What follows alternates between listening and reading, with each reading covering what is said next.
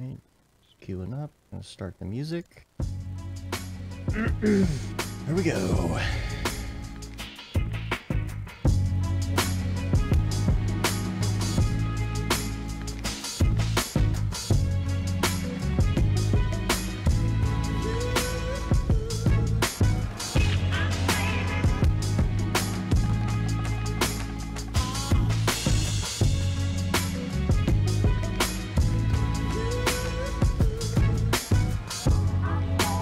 Bat signal.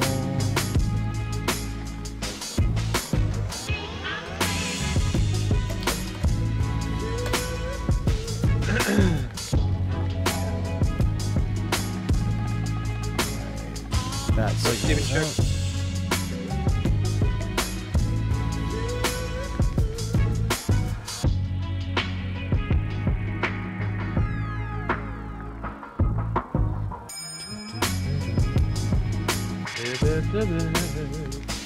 Steven Shook. What's up, Pedro? Pedro.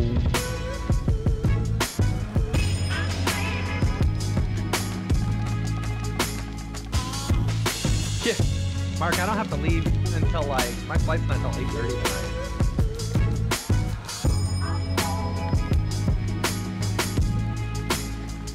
We are not going to be in. We'll be in Denver. Come see us in Denver. That one's gonna be freaking off the hook. People apparently, for some reason, we're apparently known as the party people. I don't know why or how we got that. I've got that on the notes. Oh, you do? Okay. Yeah. Never mind. Yeah. We'll talk about that. All right, that is live. Let me just make sure. Come to Denver. It's so cheap. It's like $100 round trip. That's how much ours did. Ours were $97 round trip.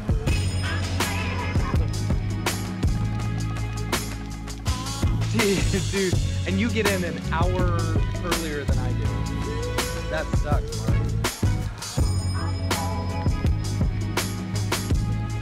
I don't have to leave for the airport until like 6 p.m. tonight. Go into our faces here. All right. Faces! With my terrible hair. I need a haircut. I went to go get a haircut yesterday, but then the place was closed. Oh no, 2 days ago. Because yesterday I slept all day because I'm sick. Sorry. I'm going to refresh the chat. We should probably start recording now. Dave, we can't hear you. You can't hear me? Nope, it went quiet again. He's got the tiny box It's voice. gonna be a fun show. Can you hear it? Nope. You can't hear me. I mean, It barely. sounds like you're doing it on purpose. Say it now. Try it now. Check. You're quiet, but... No, that's not good. Why There does... you go. Oh, you're back. Now I'm You're back? Yep. I don't understand why it's doing that. I think it's my mic. I think it's my mic cable. That's why the gate was screwing up last week. Order a new mic cable. Well, I have Just a new try mic and cable. push it in a bit more or Yeah, something. it's just super wired in. I'm guessing that it's shorting out a little bit, so I'm going to try not to touch the mic at all during the show. I'm going to leave it right here. So I sound I okay. think that's a great idea. All right, cool. All right, let me test the chat. Hello, world. Let's make sure that chat's working. And then we'll get going. Dun, Sorry, dun, guys. dun, dun. There it goes. All right, we're good there. Let's start rolling. I'm going to roll on my end. Check 1, 2. You are hearing me talk. I didn't get a haircut, but I did shave, so I look less like a hobo, I if you didn't. will. No, you still I look got like the a neck hobo. beard. Yeah. All right. What up, Moes? All right. What's up, Paul? Hey, did you get your t-shirts? And okay, is everybody rolling on their recorder now? I am rolling. All right, Yes. cool. All right, let's do a microphone sync. It'll be 1, 2, 3, clap. 1, 2, 3. Cool. All right. I fully expect a picture of the two of y'all with your shirts on. Just selfie. Send it to me. All right. If we have the microphone problem, let me know. I'll stop and fix it. Because But we're gonna let Hayley just talk this whole show. That's true. No, Yeah, you don't for like- Yeah, it doesn't matter. For 2 hours or something. It's like I'm gonna do as good as like Chris and Ryan and Joey last week. Just me talking Yeah, right? for hours and hours and hours. Yes. There you go. You'll ask yourself questions and you'll consider it and then like start talking. Yeah, it'll be great. Yeah, we'll just turn our cameras I wish off. I was the host. Can I just be the host? Yeah, I and you prefer interview that us. way. You interview us. Yeah, yeah. Yeah. Yeah, If hey, you you want. haven't had us on your show. Oh, Yeah, see? Come on, See? gotta return the favor now. Maybe after like the 5th time or something. Yeah. Oh, okay. No, I'm joking. I'm joking. All right. I think we're rolling. We're good. We've got some audio. Make sure I can hear us on here. Yep. I can hear that okay. We are good to go. So, I'm going to start this thing off. When we do the intro, I'm going to say I'm Matt. Matt's going to... I'm going to say I'm Matt. Matt's going to say I'm Dave. Yeah. No. I'm going to say I'm Dave. Matt will say I'm Matt. And he's going to introduce you. And when he does, just give a quick hello. Because I'm going to roll right into the spiel or whatever. And then at the end of the show, I'm going to say I'm Dave. He's going to say I'm Matt. You say I'm Hayley. And then the only other thing is if anything happens during the show, if we have any technical issues or whatever, we'll pause for the cause because this is all about the podcast version. So we will mark it and fix it and then continue on. So just keep an eye on your recording as we go. Make sure everything is rolling okay. And I think we're good to go. So here we go. What's up and welcome to another Mograph Mocast. I am Dave. And I'm Matt, and joining us today from Motion Hatch, Hayley Akins. Hey, how's it going? And Mograph is a supplement to our site, mograph.com, which is a motion graphics tutorial site with tutorials, plugins, podcasts, and other Mograph stuff. And on the show, we talk about everything ranging from motion graphics to Cinema 4D, After Effects plugins, render engines, doing business, doing taxes, being a contractor, or working for the man. You can email us info@mograph.com. Let us know what you think about the show. Give us topic ideas. We really want to hear from some of you. We didn't really get much this week, and so I would love to get some topic ideas in there. And let us know what you think. It could be noob. It could be super technical. It doesn't matter. We'll try and answer it. Also, make sure that you subscribe to the correct channel. Because if you are still on our old channel, that's going away. You will not get any live streams anymore. You'll get no notifications anymore. You won't know what's going on. And basically, you won't be able to Mograph anymore. Because you won't be subscribed to us. You'll be stuck. So- You'll hit a wall, and you won't be able to go any further than that. So make sure you mash that like and subscribe Oh button. my gosh, you're so fired. Yeah. So we've got a cool business show for you today. I think it's going to be a lot of fun. We're going to get down to business.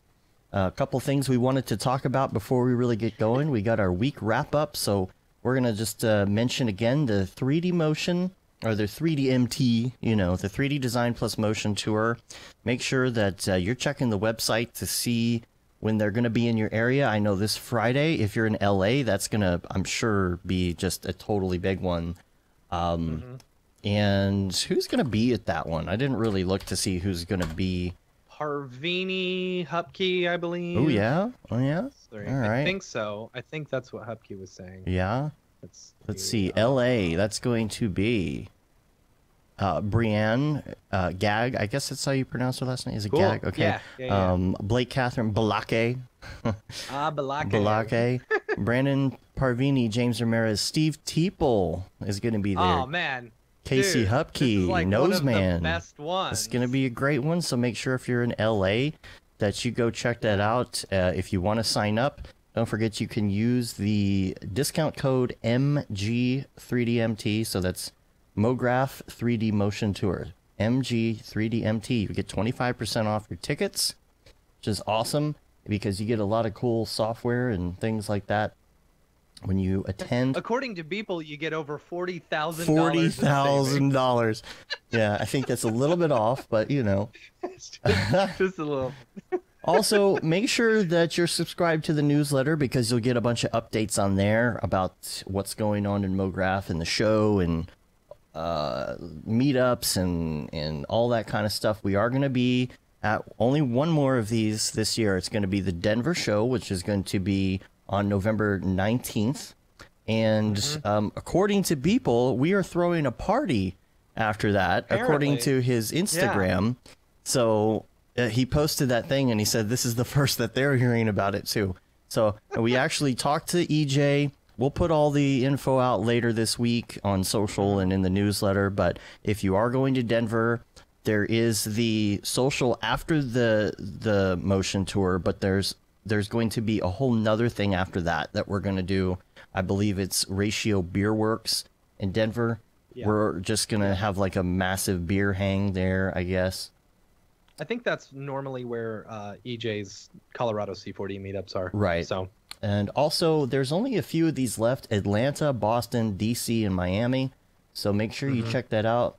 Also, we'll put in the newsletter and things like that this week. There's a Dazzle Ship drone article that we have up on the site now. Go check that out. Some behind-the-scenes stuff in our news section. Other than that, man,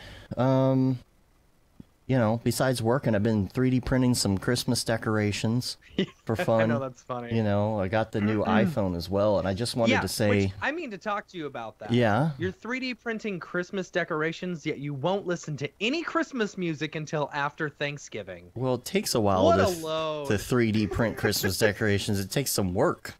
You got to plan ahead of time, you know?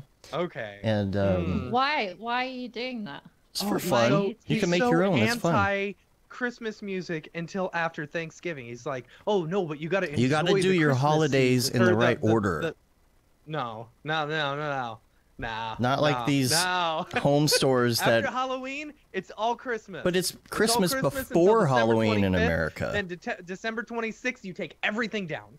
Everything goes away because if anything is up after December 26th. What about the 12 days of Christmas?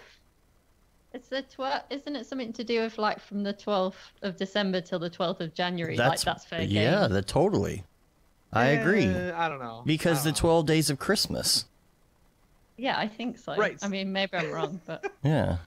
The 12 days of Christmas. So you're saying, so then you're celebrating early if you're going by the 12 days of Christmas theory. Because if you start celebrating after Thanksgiving, you know, you got to wait until that 12 days. You just have to take your holidays one at a time. We don't do Thanksgiving in the UK, so exactly. I don't really care about that. So is everyone starting to decorate for Christmas already? Like right after Halloween? No, the 12th of December. That's what I just said. Oh, see? Really? Uh-huh. I like that. That's why I'm pretty sure. Like, can someone who's from the UK like verify this for me? Like the 12th, I'm pretty sure like the 12th of people say like something to do with like from the 12th to the 12th. Maybe that makes sense. Talking like rubbish. That makes sense because y'all don't have like American Thanksgiving, of course. Right. You know? No. So I like that. I like that, and that's still later than we do. So yeah, you know. I think my next door neighbors already have their tree up and all their decorations. You can't put your tree up in November. Totally. No. I mean, if it's a fake tree, who cares? Yeah, but that's not the point, is it? December, like basically from the 1st of December, I feel like then you're maybe getting away with it. Yeah, see, I start listening to the music the day after Thanksgiving. Yeah. You know? Yeah, that's fine. When is Thanksgiving? Like the end of end of November or something? The fourth or Thursday the third of November. or fourth? Yeah, that's what I thought. Yeah. Oh. Yeah. So depending on when the first Thursday hits. So it's like later in the month this year. Right? It's like the last week of November. Yeah. I think retailers hate. Yeah, I think I tried to do something then like organize some information hatch and people are like, you can't do that because it's Thanksgiving, and I was like, I don't know, I'm in the UK, who cares? How do you have Black Friday then? Yeah, but we definitely just copied it from the US, so it's the same day as us. That's a good thing. Yeah, it's the same day. I see. Because otherwise Amazon would be like having a meltdown if they had to do it twice. Right. And then they have Cyber Monday as well. So I mean, y'all do the Black Friday thing, so you might as well just like celebrate, Thanksgiving as well. Yeah. Well, it's Right. just because people want to sell more stuff. isn't Right, it? that's true. That's Yeah. true. Yeah. It's a Yeah. conspiracy. Conspiracy. Well, that's why we've got Black Friday, but we're not going to be like, celebrating Thanksgiving. I don't know. Doesn't make any sense. It doesn't know. Yeah. I did want to talk about the iPhone 11 Pro Max that I got because the light I don't know about that. it's got Yeah, these that cameras. name, it's so Oh, I know long. it's the Pro Max. iPhone 11 yeah. Pro Max XR. Sounds like a hair 3D. dryer, but Right. That's funny. it's got the three cameras, as you can see, Mhm. and I'm loving the wide angle camera. The thing that I had forgotten about until I got the phone was the night shot, and I am completely blown away at the night shot because it's basically slow shutter, but it does this thing where it kind of like stabilizes and then puts together this amazing picture. It looks so good, and the thing about it is when you zoom in, there is no grain. And I don't know how they do it. It's so good, but you combine that with I get grain just from a regular picture on my iPhone. Oh man, I'll send you some of the photos. They're so bad. It's pretty incredible what they're. I mean, you could But go how into. much did it cost you though? Well, it's hard to That's say the thing. because I have the Monthly. subsidized. You pay $50 a month. Yeah, right? it's a subsidized thing, so you just trade it in for Oh, the right, next one, and okay. you're basically leasing the phone. It's still. Yeah, it still costs you over $1,000. I think my phone was like $1,200. Yeah. But it's easier to do that way than to drop the full cash on it. But it's just amazing. I put Filmic Pro on it, and you have full control over everything. You've got control over white balance and focus and even shutter speed, and you can do a lot cool. with this. And pretty soon they're adding to where you can record from both cameras at the same time. Oh, that's neat. Yeah. So Seems like that would be very labor intensive for the phone. not for this phone apparently, and you can use Bluetooth microphones. So you got a studio in your pocket now. It's, Yeah, but do you think that because like everyone's moving away from Mac, people are going to move away from the iPhone as well? you would think I don't that, think so. but I don't think so. Yeah. Like, because it's the iPhone to me is the only good thing that that Apple still has going for it. That and the iPad. I wouldn't use another. I wouldn't use another one of those devices from anyone else. It's because they've they've got it pretty well. their concentration and focus is on these devices and not the Yeah. Mac, which is why everybody left the Mac. And it's I because think everything's going to change once the new Mac Pros come out. You're going to get a bunch of people once the Mac Pros come out and Redshift updates to where they can run on, AMD cards, and the same with OTOY and stuff like that. Once it doesn't matter, people will move back over. I I can won't. see a big shifting. Well, yeah, because they're really expensive. We see the value in being in the PC versus, like some people just enjoy the operating system. I know Hupkey, as soon as if it all works together for him, he'll jump back over on a Mac, no problem. I don't know. He's said that multiple times. Well, let's get to some topics. Let's do it. Let's talk some business. First of all, Hayley, you were on the show, I think, before we did video, which was a really long time ago. So we have a lot of new listeners since then. So I think we should probably start and move back a little bit and just talk about who you are and your background and things like that before we move into everything else, because, I don't believe that all the new listeners go back and listen to all the hundreds of episodes from back when. So go ahead, tell us about yourself. This is always the hardest thing, isn't it? It's like how much you want to know. So I don't know, I guess you want to know how I got into motion design, or further back than that, further forward than that. I don't know. Well, how you got into Give me it, a time frame. how you got into it, and a little bit about school or not school, Right. Okay. Yeah. So basically, I went to university and did a degree in film production and music technology. Let's just start from there. That seems like a good place. Mm-hmm. So I wanted to be in a band, like a lot of people who are creative. And I did film production and music tech, and the music tech side was a bit too techy for me. I didn't really like it, and the film production was more like fun and creative and stuff like that. So I carried on with that. We did some like After Effects modules and Photoshop modules and that kind of thing. And then I did what most people do. I just applied for any jobs in media in like Manchester or London, because in the UK that was where most of the work was. At the time, the BBC were still in London, so it ended up being, moving to London, and got a job as a junior graphics operator, which for like a sports broadcasting company, which I hated. Did that for like 3 years. So you're like doing lower thirds and stuff, like that kind of stuff? Yeah, yeah. Okay, cool. Exactly, like live sports graphics, football, like you call it soccer. Yeah. Yeah, all of that kind of stuff. Yeah. So that wasn't fun. And then I kind of felt like I just had, sports stuff on my reel. So I sort of took a sidestep and got another junior motion graphics role. So I basically took a long time doing a lot of full-time stuff, which I don't recommend to everybody else. And then I basically got another job working for an internal production company at Google.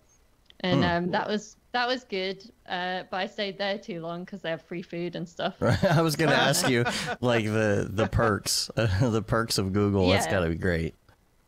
Yeah, it was really good, and it was fun. And then, like, after a while, you just kind of end up doing the same sort of stuff. So, like, a lot of UI kind of things, recreating Gmail and, like, clicking around in the Gmail browser, like, for a video, like, like, kind of product videos, that kind of thing. Yeah. So after a while, I was like, oh, maybe I could go freelance, but I'm a bit, like, scared, like everybody is, Right.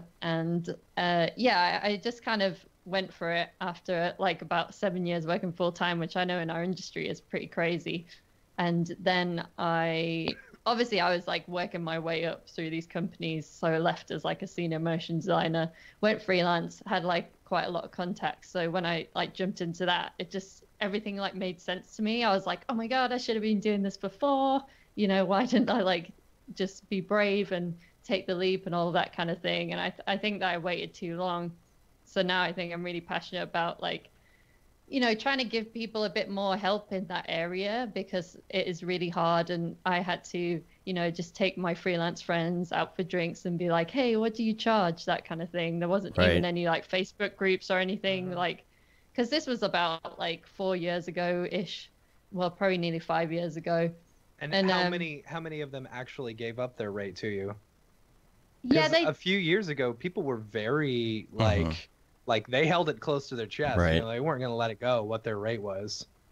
Yeah, definitely. Like it was a bit like, if I take you to the pub and buy you a drink, will you like tell me what you charge, kind of thing. Right. And that's why what I felt like really frustrated at the time. I was like, why isn't there like a website for this? Why isn't there anybody like helping people out there doing this kind of thing? Like, but you just kind of forget about it and you carry on. And then I just kind of really liked freelancing, and I really liked doing all the like client negotiation stuff and like going in and working for lots of different people and just meeting loads of people and doing lots of different things. And I kind of liked doing the businessy kind of stuff. And I don't know, lots of people that I met didn't, and they were like really scared. And I managed to put my rate up like a little bit every year, and like not many people do that. And I just talked to artists that I felt like they were better than me, and I would be like, hey, like what are you charging? And they would say, and it would be like lower than what I was charging. I was like, why are you charging that? Like, you can charge more, right? And I just kind of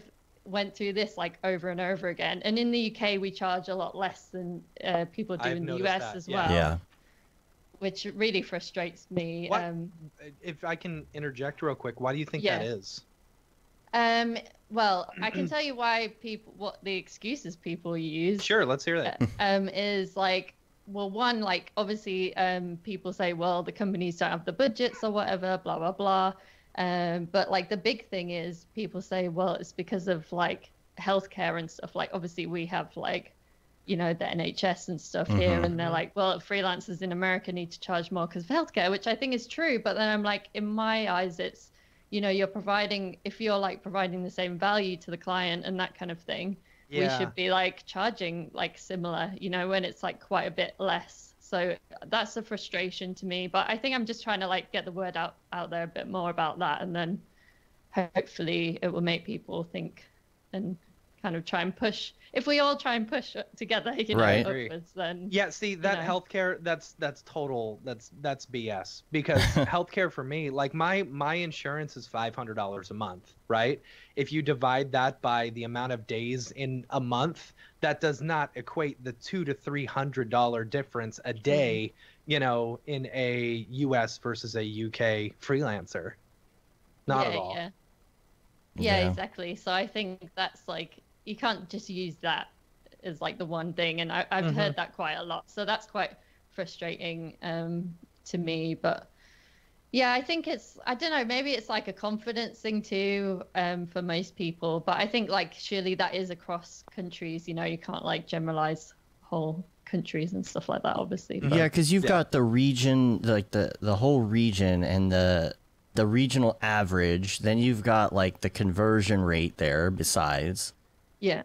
You've got that, and I think there are other variables, but yeah, I think regardless of what it is over there, I think that everybody needs to do that, really start pushing their rate a little bit. The cost of living is just going up and up and up, as we know, and nothing else is changing.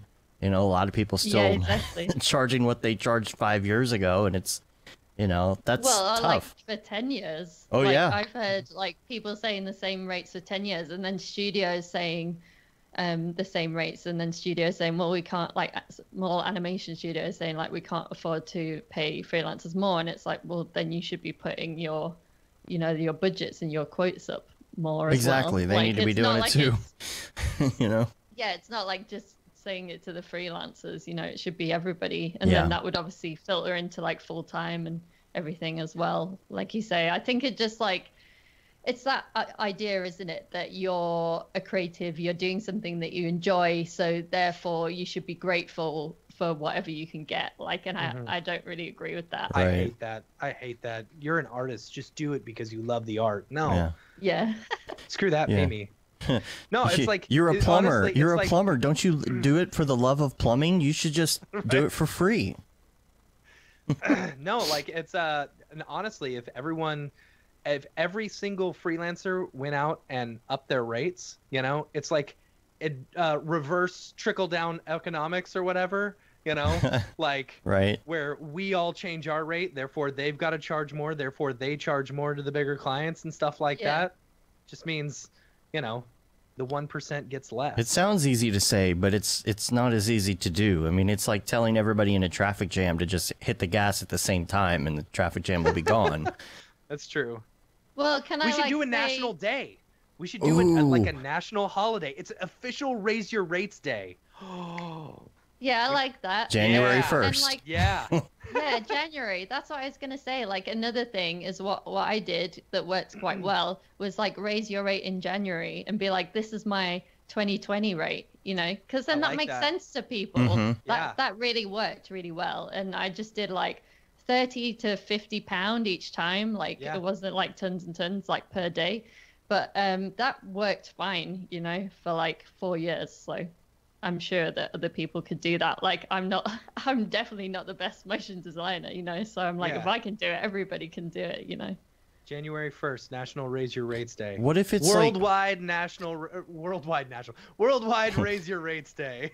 What if it's like $100 a day increase every year? That seems reasonable.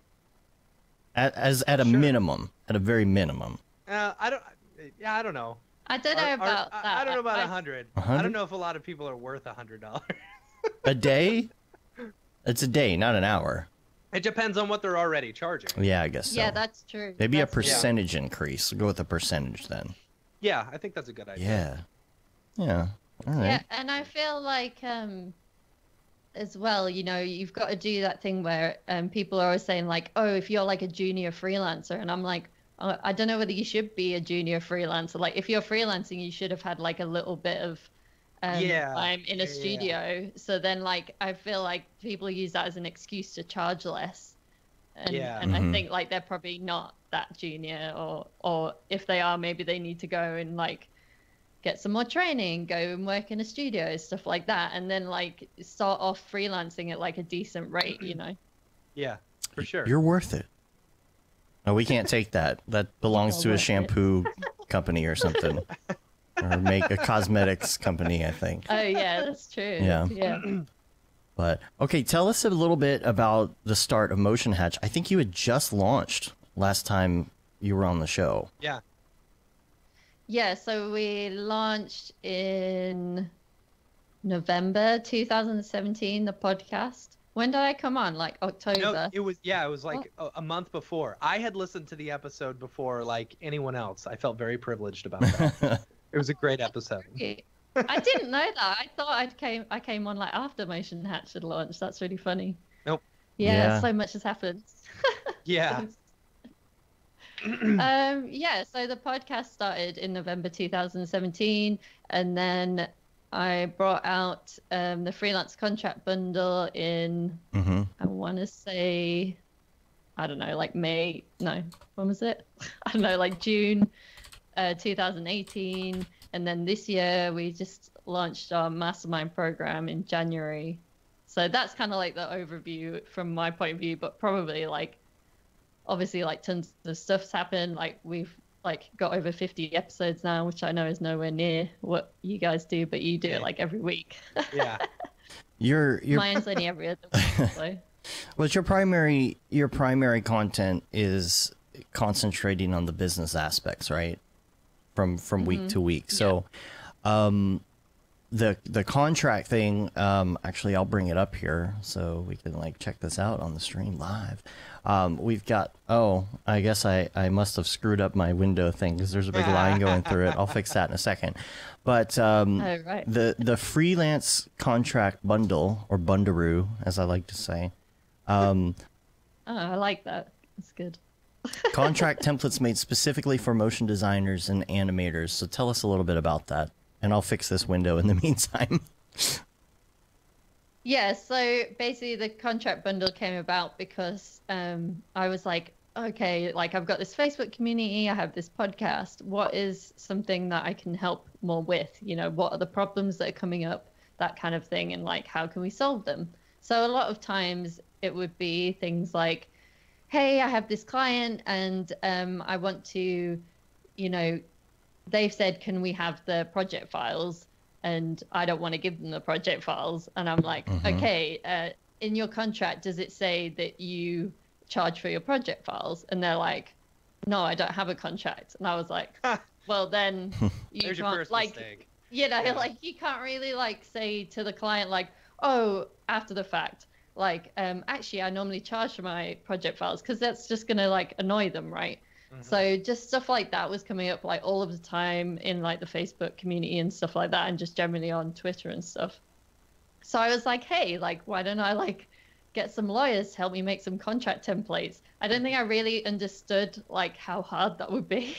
Yeah. Like, especially for the US, like, I think you guys are a bit more like, you like to sue each other all the time. So there's certain things that you can't do and, you know, that kind of stuff. Like the UK one seemed like it was much like, you know, easier to kind of get done. So I like started with the UK one, obviously, because I'm based in the UK.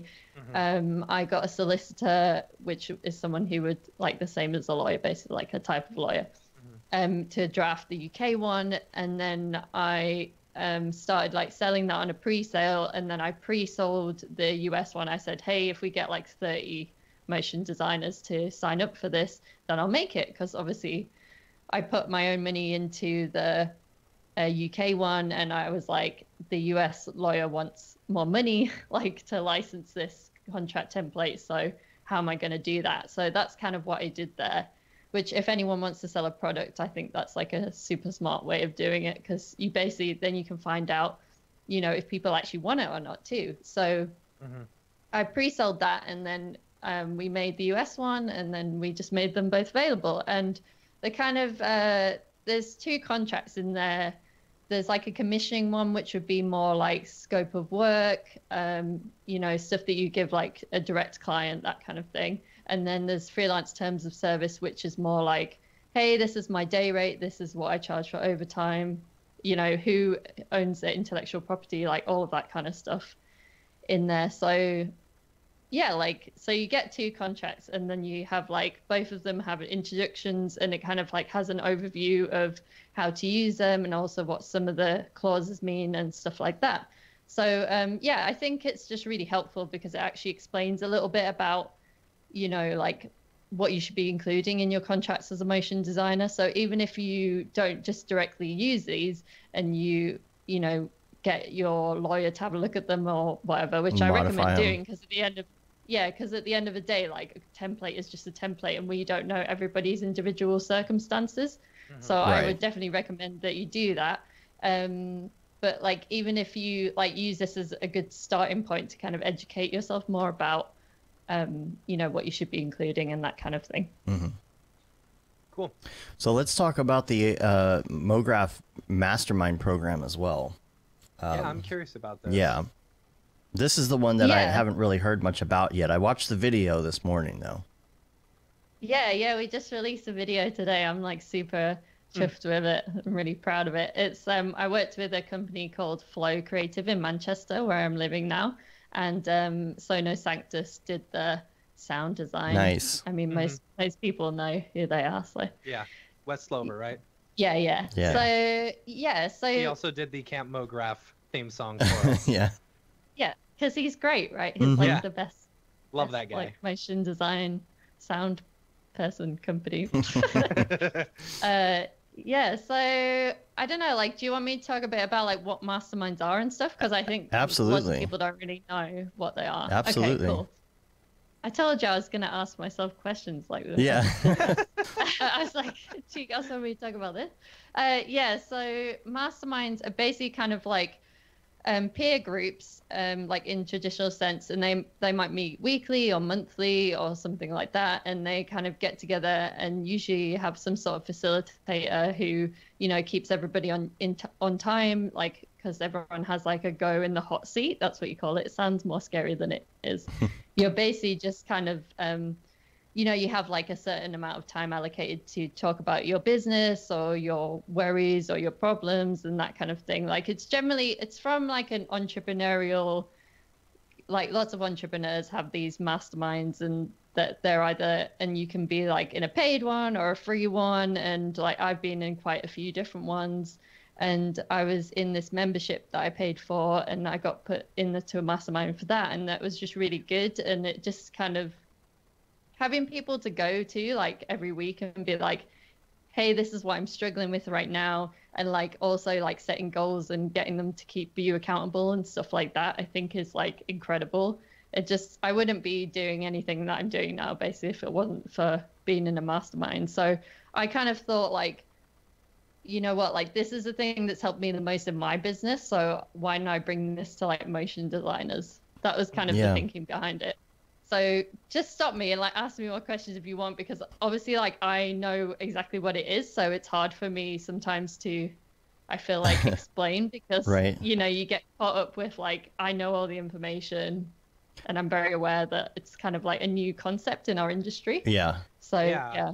Well, let's just let me know. Let's talk about the process. Like the process, like you sign up, the way that you meet. This is online, right? Because this is worldwide. So you're using like a Zoom meeting. Okay, cool. And so it's how often do you do that? So in our mastermind program, we meet weekly for 8 weeks. So it's usually 7 weeks of calls and then a break. And then the last week, because it kind of gets quite intense because you're like doing an 1.5 hour call every week. So we like to have a break at the end to allow people to breathe, like reflect on what they've done, reflect on their goals, and basically decide what they want to do, like moving forward, if that makes sense. Mm-hmm. No, I recognize. So, I recognize some of the quotes from some of the people on the site as well. Like Allison Butler, she was at Camp Mograph. So yeah, she was. Yeah. So she was in our very first mastermind with Austin Saylor and people like that. So yeah, when I first started it in January, I just did like 2 groups. It was one UK one US one, because I kind of wanted, it was almost like the beta version of it. And then in May we did some more groups, and I brought on Jess Peterson, she has an animation studio in New York called Mighty Oak. So she's really awesome. She knows like tons about business and stuff because she is actually the more producer kind of person there. Like she's the CEO, exec producer person talking to the clients and stuff like that. And then we just brought on Christopher Bernal for the last session, and I don't know whether you guys know him. He's a motion designer in San Francisco, and he works for Apple a lot and stuff like that. And he does a lot of meetups there and stuff. So yeah, so we've got like 3 of us now kind of mentoring. So it's like you have the traditional mastermind aspect of it where you have hot seats and you're kind of going around and brainstorming your problems and stuff like that. But obviously you have us 3 kind of mentoring the groups as well and like giving some advice and feedback. And we have like a Whipster account where everyone uploads their reels. And, we go through everyone's work and everyone's websites and everyone's LinkedIn. And, it's kind of broad, like what people use it for. So some people use it because they want to rebrand their website. Some people want to complete like personal projects, that kind of thing.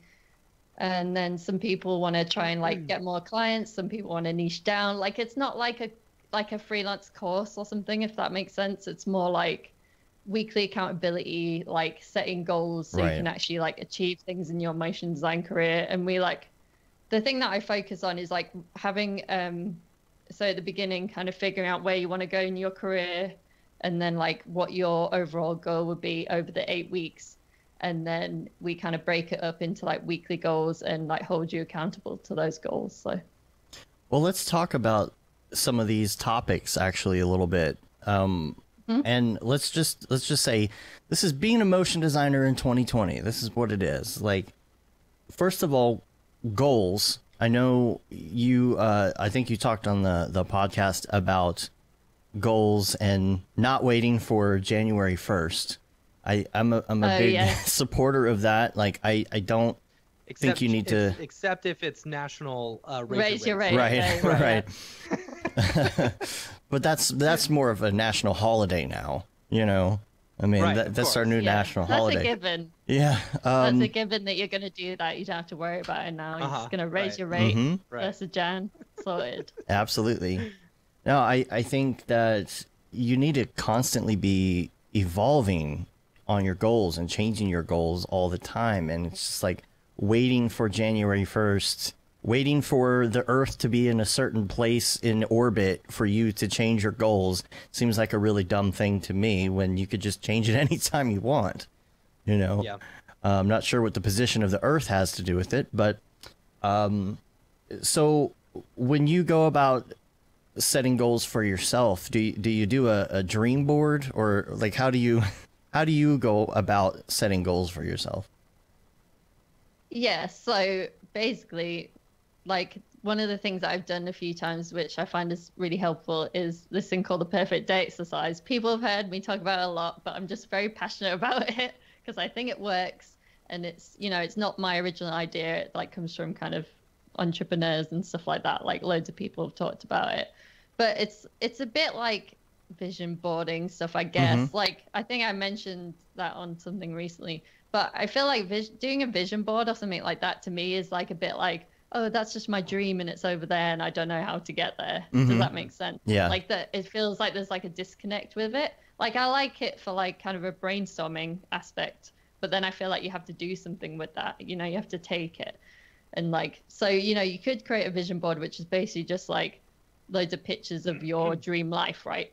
But then if you do the perfect day exercise, what you could do with that is basically just ask you like loads of questions about what your life would look like in 3 years' time. So it's kind of hard, and you have to sit and like think about it and be like, okay, it's 3 years' time. It's like a normal day, like a Tuesday or something. I always say Tuesday. It seems like the normalest day. Yeah, it's the optimistic day. Yeah, because you don't want to say Wednesday because that's always the rubbish day. So yeah. But yeah, you're just like, what would you be doing in 3 years' time? Like ideally when it's a normal Tuesday. So that's like including your work, what are you doing with family, where is your house, where do you live, what do you have for lunch? And it kind of goes into a lot of detail because it's trying to get you to visualize what you want your life to look like to make sure you are actually going in the right direction. So it's that thing of trying to like align your values, with your goals and stuff like that. So there's like an example that I give quite a lot, but it's that thing of where people are always like, hey, I want to be like an art director at like a big studio and that kind of stuff. But you might think that, but then, you know, if you actually got there, you might hate it. And you might think, actually, I want to be someone who like travels around like the world and like does like lots of work remotely or something. And so if you want to do that, you have to obviously like build your career in a certain way, right? But people just don't think about this stuff. So this is what this exercise basically is designed to help you do. And then after that, what it does is it tries to get you to break it down into like, okay, so that's 3 years away. What are you going to do in like 1 year's time? What are you going to do in 6 months' time? What are you going to do in 1 month's time? And what can you do today to get to this like perfect day? So that's where we start in the mastermind, and that's where I would normally start.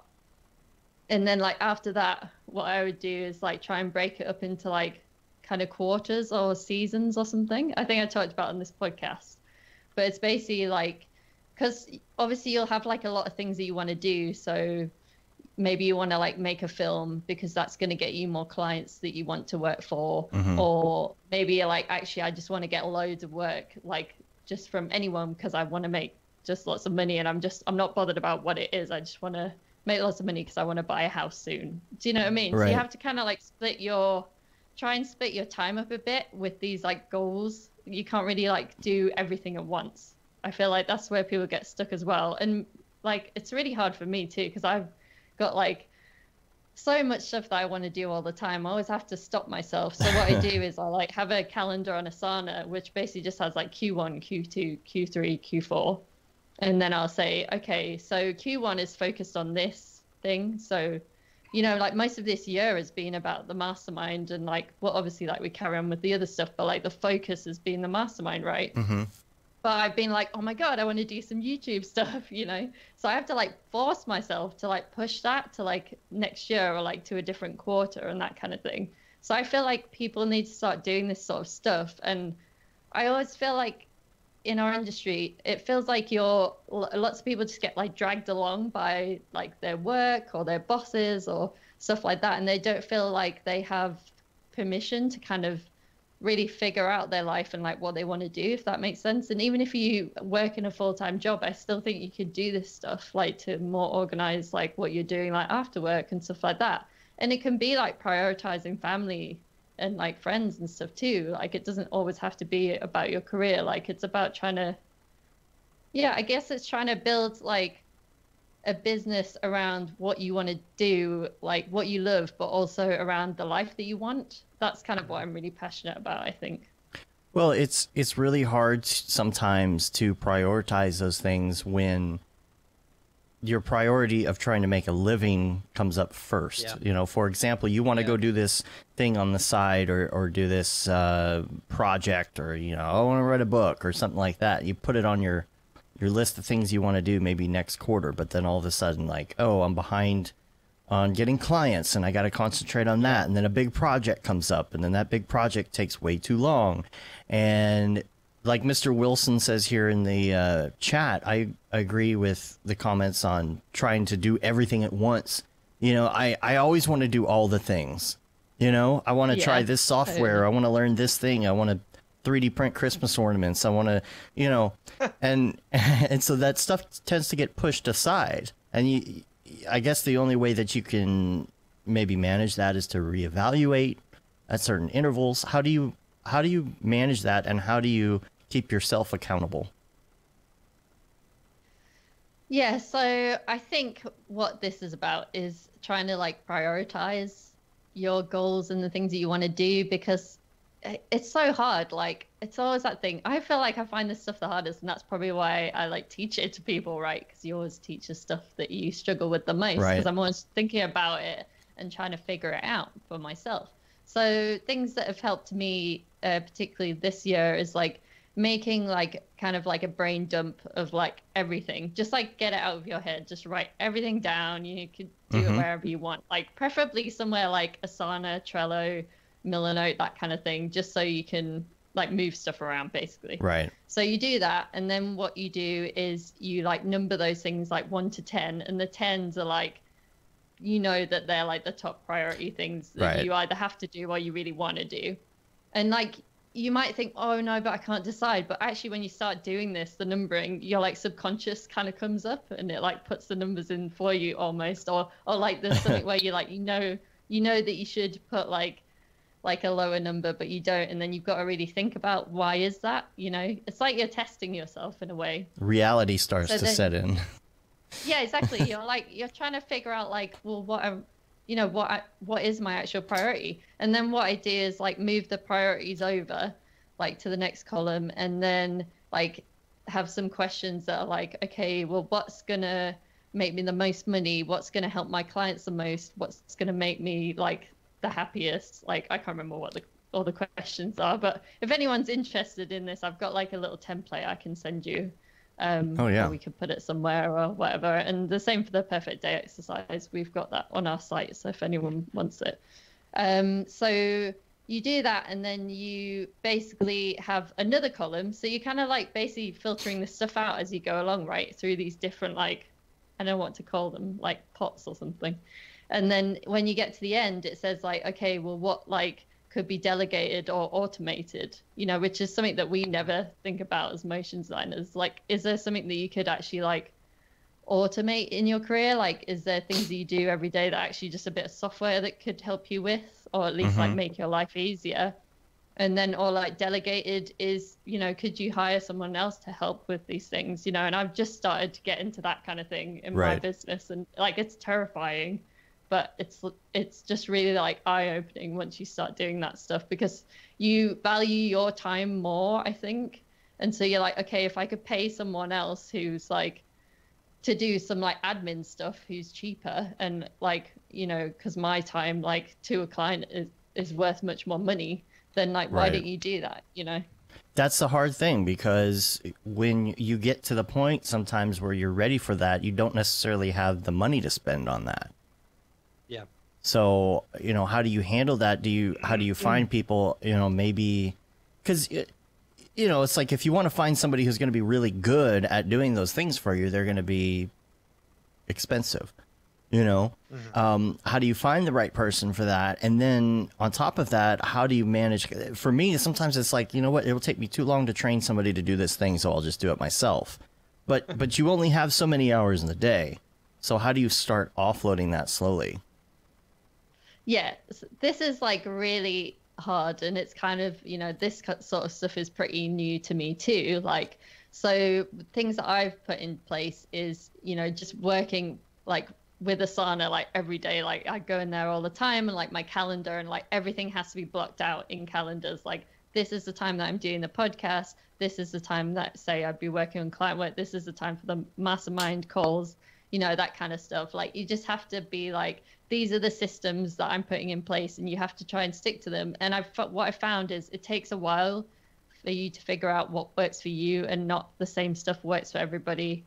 But yeah, so like I have like a couple of virtual assistants, and what I do with them, they have like Asana boards basically. And now I've just started doing something where in Asana you would have like the summary of their task, and then you would have, you know, below like, when should they mark it complete? And then like some of the questions, I can't remember exactly what all this stuff is, but it just like makes it more clear to them. Because when I started to hire people and stuff like that to help me, like just with like admin stuff, and it doesn't cost that much if you're not getting them, like you can hire producers and other motion designers to help you, but you can also hire people just to like, you know, I don't know, like clean your email up, respond to emails, make some appointments for you, like, or you could get Calendly to like make appointments with your clients. Do you know what I mean? Like, it's just little things. And so that stuff some of it you can even do without like having like some sort of virtual assistant or something like that. You know, you can just like automate your meetings with Calendly. Like, this is the kind of stuff that I'm talking about. I'm not telling everybody to like, they have to go out and hire loads of people. But then if you are someone who's like got too much work, and you're like, oh, I've got all these projects, and clients keep coming to me, and they're always like saying, hey, can you do all this stuff? And I'm just overworked and I keep taking everything. Like, maybe then that is a couple of projects that you could give to like someone who's a little bit more junior than you, and you can kind of like help them a bit, you know. And even if that is you working remotely, you know, I had like a few freelancers that I trusted that I would say like, oh, hey, you free? I'm like, I've got a bit of like work that I can't do, and then like, pass it on to them and stuff like that. But like, whereas you're managing the projects and stuff, like we've had people in our mastermind who have like got into that position. I think it is hard, but it's when you first start like kind of hiring other people and stuff. But I think after a while you get used to it, and then just doing stuff like talking to lawyers, like having like a lawyer or a solicitor in your corner. Like I never thought that I needed a solicitor, but I've actually talked to her so much just for like getting like some terms and conditions done for my website, stuff like that. Obviously, like Motion Hatch is like a little bit different to running like a freelance business, but just having someone that you can ask questions to, that like it's okay to do that, like just trying to find those people, I think is really valuable. And I just changed accountant as well, and that was like the best thing that I ever did. And like, yeah, I pay her more money, but like we have a weekly call where we talk about stuff, and I'm like, it's incredible, so, and it's not like that much, like it's more than you would pay someone who's just going to look at your like books like at the end of the year, but it's it's not like astronomical or anything. So like just stuff like that, just being a bit smarter about like where you're getting your help, and like maybe like spending a little bit more money so you could get a little bit extra help, where someone's going to say, oh, actually this is what you should do, you could do with your business, and let's make a forecast of kind of what you usually make over these months, and see where you are, and if you can afford to like hire someone else or something like that. The automated programs like Calendly and all of that, gosh, they help so much if you're trying to schedule something. Because, if you don't have something like that, then what do? You contact someone, you say, hey, like I use it for the show. And I'm like, hey, can you you want to do a show? Yeah. Okay. Well, what do you have available? Well, I have this available. You want to do it this day? No. Well, I'm not free that day.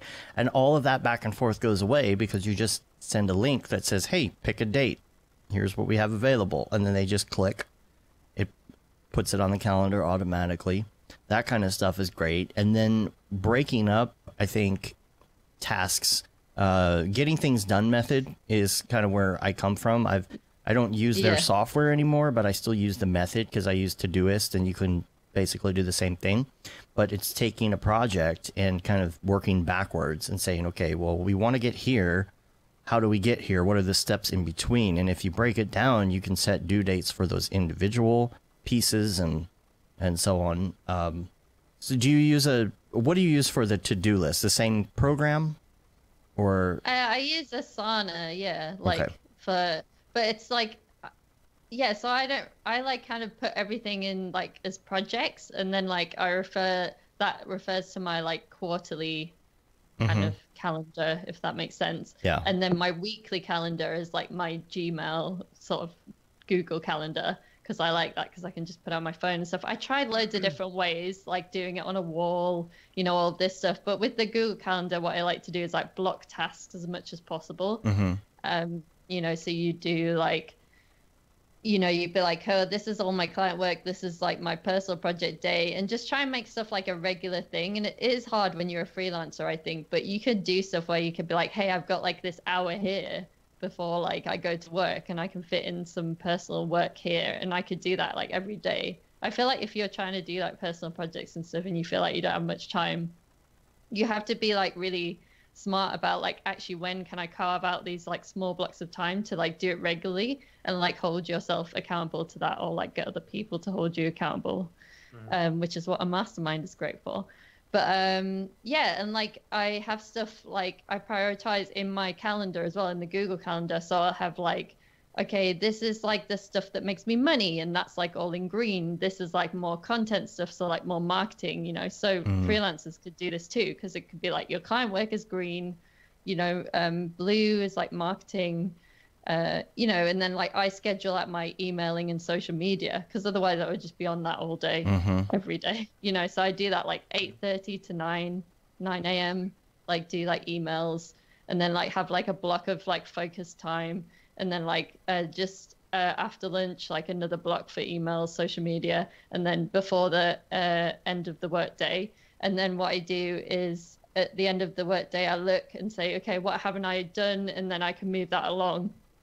If I haven't got it done, and I try and keep Fridays pretty free, like it never really happens, but the idea, the idea is to keep Fridays pretty free. So then when you have that little bit of overflow, you're not kind of going into the next week, if that makes sense. Right. Like we try to keep our Mondays free because we know we're going to be doing mostly this, you know? Yeah. But one thing that I do like to do is make sure I try and schedule all the things where I have to leave and go do things for one day, whether it's having lunch or, you know, picking up the kid or whatever it is for that day to go do something.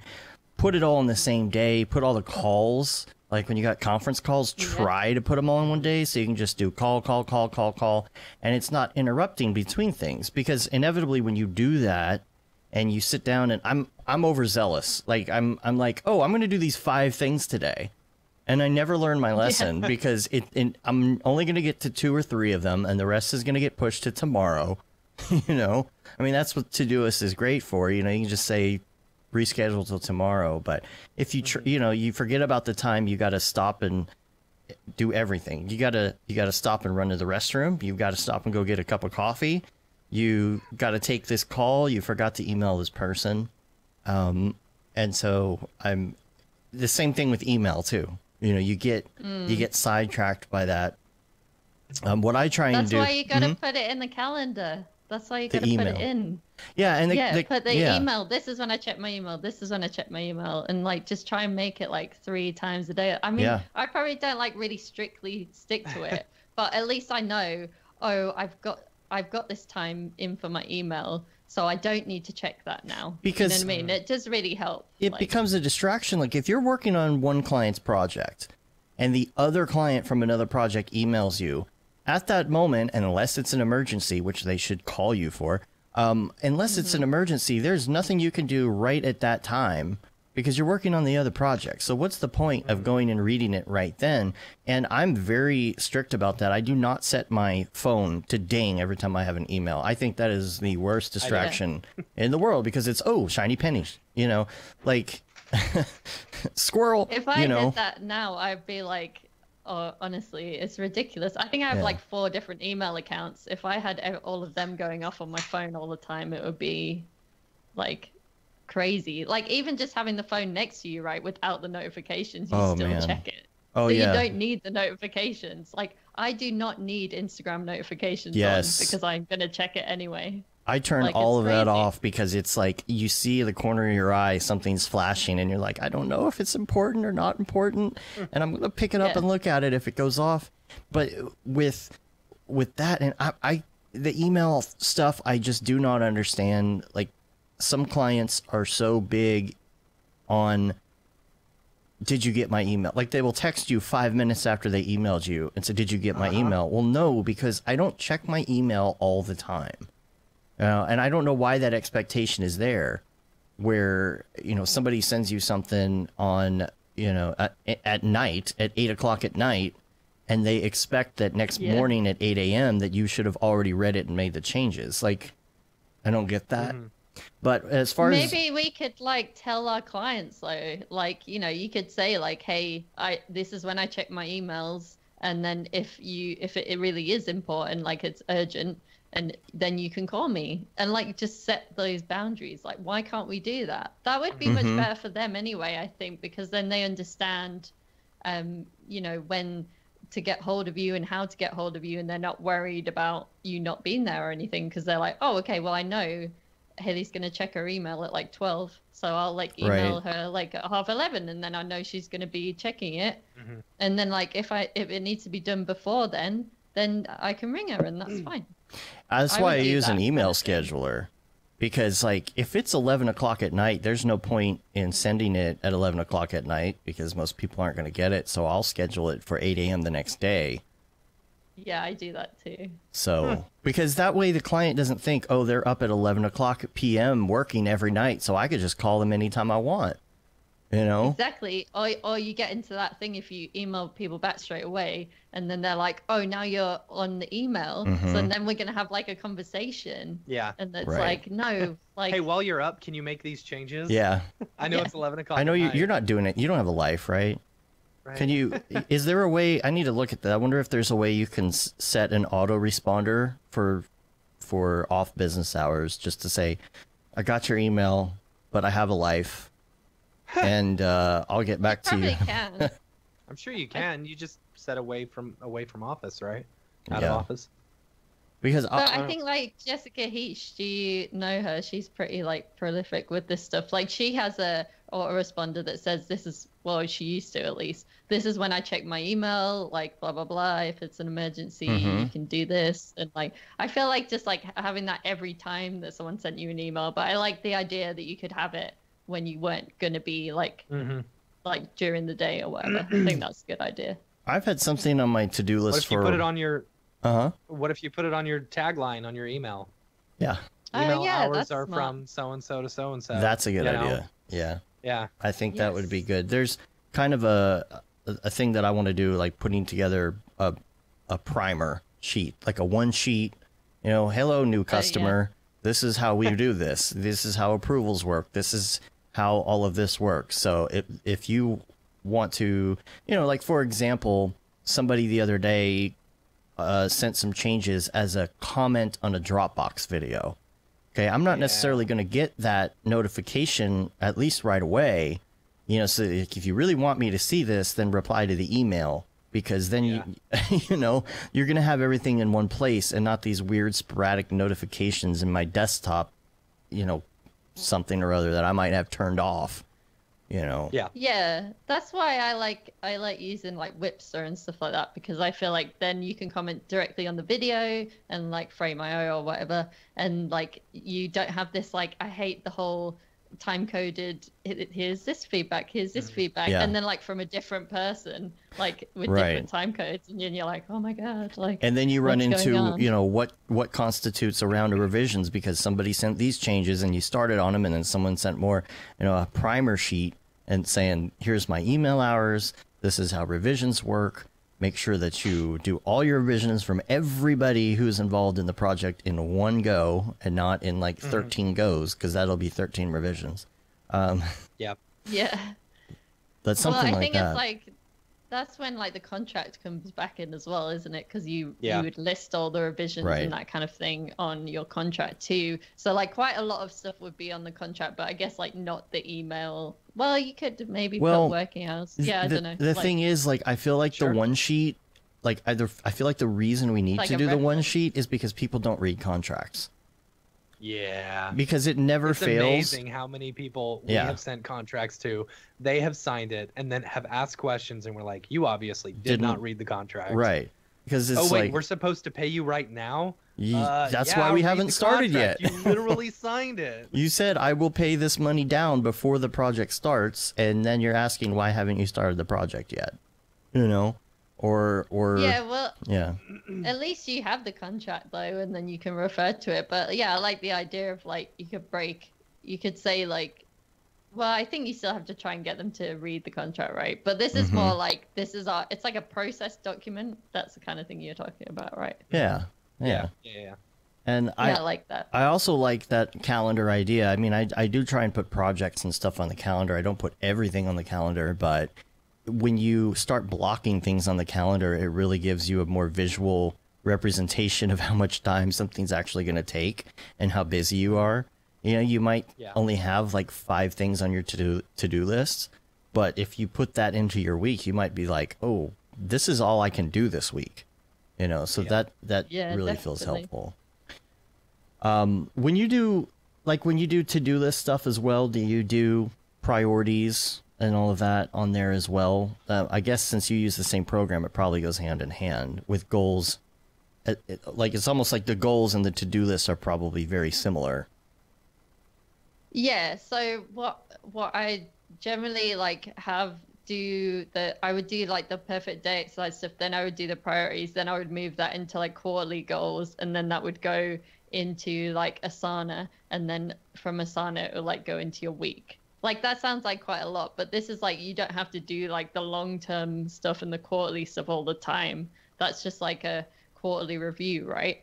So like actually that's where it comes in helpful, because I have my own mastermind, right? And we do quarterly reviews. So that's the time that I use to with them, and we say, okay, well, what were your last quarter goals? What are these quarter goals? And then you can adjust your quarterly kind of calendar to reflect that, basically. Is that how you do project management as well? Because I know when it comes to project management, then you're dealing with other people's to-do lists, and there's no way to get everybody on the same to-do list system, or people to even use to-do lists for that matter. So if you're working with somebody else in that aspect, how do you manage their to-do list? What do you mean, like a client or a client or somebody that you're hiring to do something? You know, here are the goals for you. You might have their goals written on your to-do list, but they don't have that to-do list, you know? Yeah, so like in terms of hiring people, I have they have like their own Asana boards in my Asana, if that makes sense. So yeah.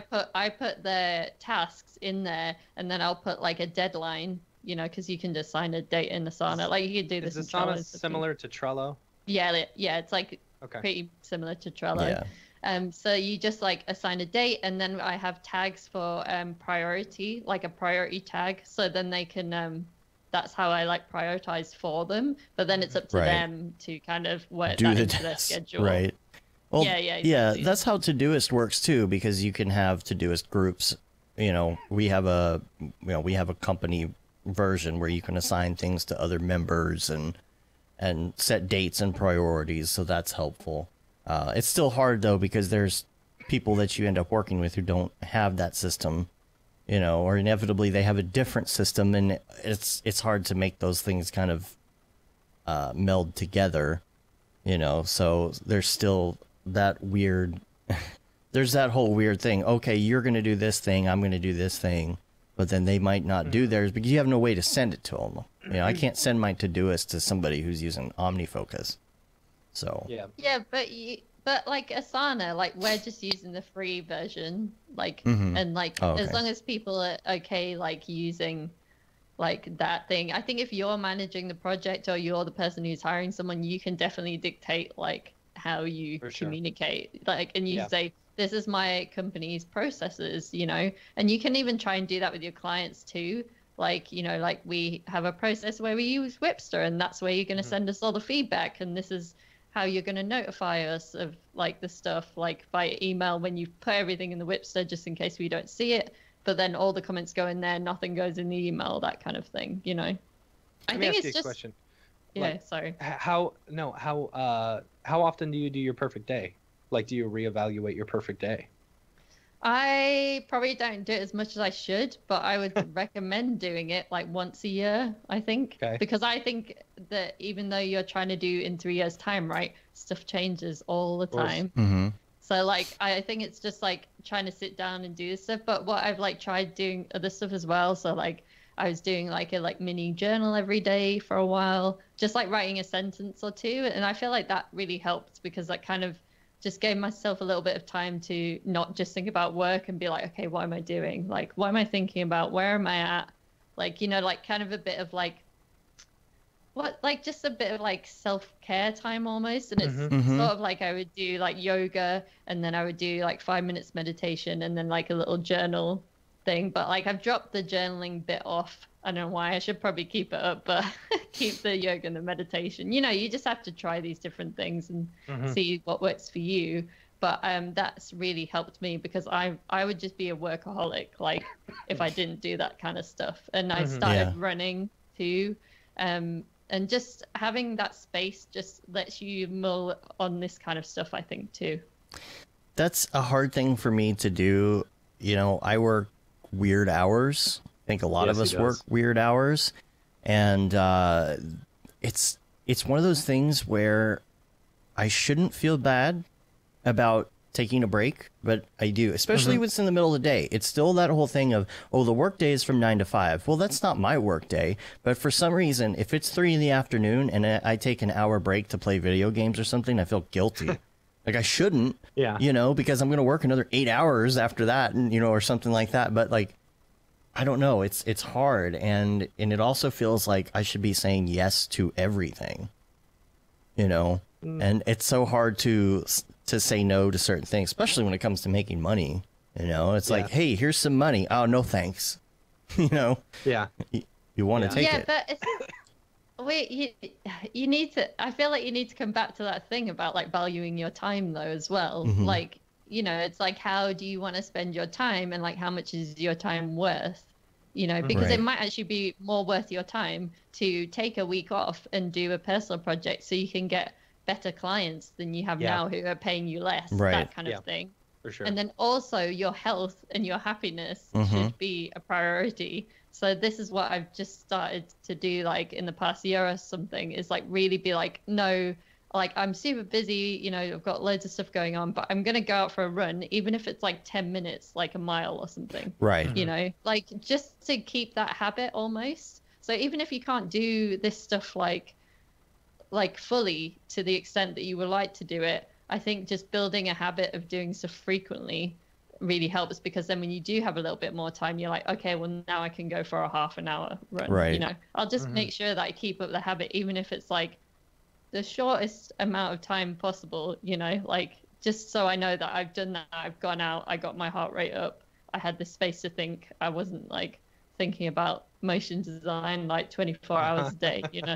I feel like I know that I shouldn't be feeling that way when I feel guilty about it. But, one of the things I do that actually does seem to help a bit is I always make sure that I update my to-do list on the daily, because yes, there are things that are not going to get done from the day before, but Todoist, for example, you can say, just reschedule all these things for tomorrow. So I'll do that, and then the next day I'll reevaluate, I'll place things in their spot. The way that the GTD method works is you have your inbox, and just like you said, all the things from your brain are going in there so you can organize them later. But what helps me in not feeling guilty is the whole out of sight, out of mind thing, where I'll take, okay, here's 8 things I need to do this week. I'll put them on the days they need to go, and in the morning decide, okay, these are the 2 things I have to do today. If I don't do anything else, these are the 2 things that I have to do. And I can do priorities or whatever, but when I check them off the list, most programs have this, but it will say, what do you have to do today?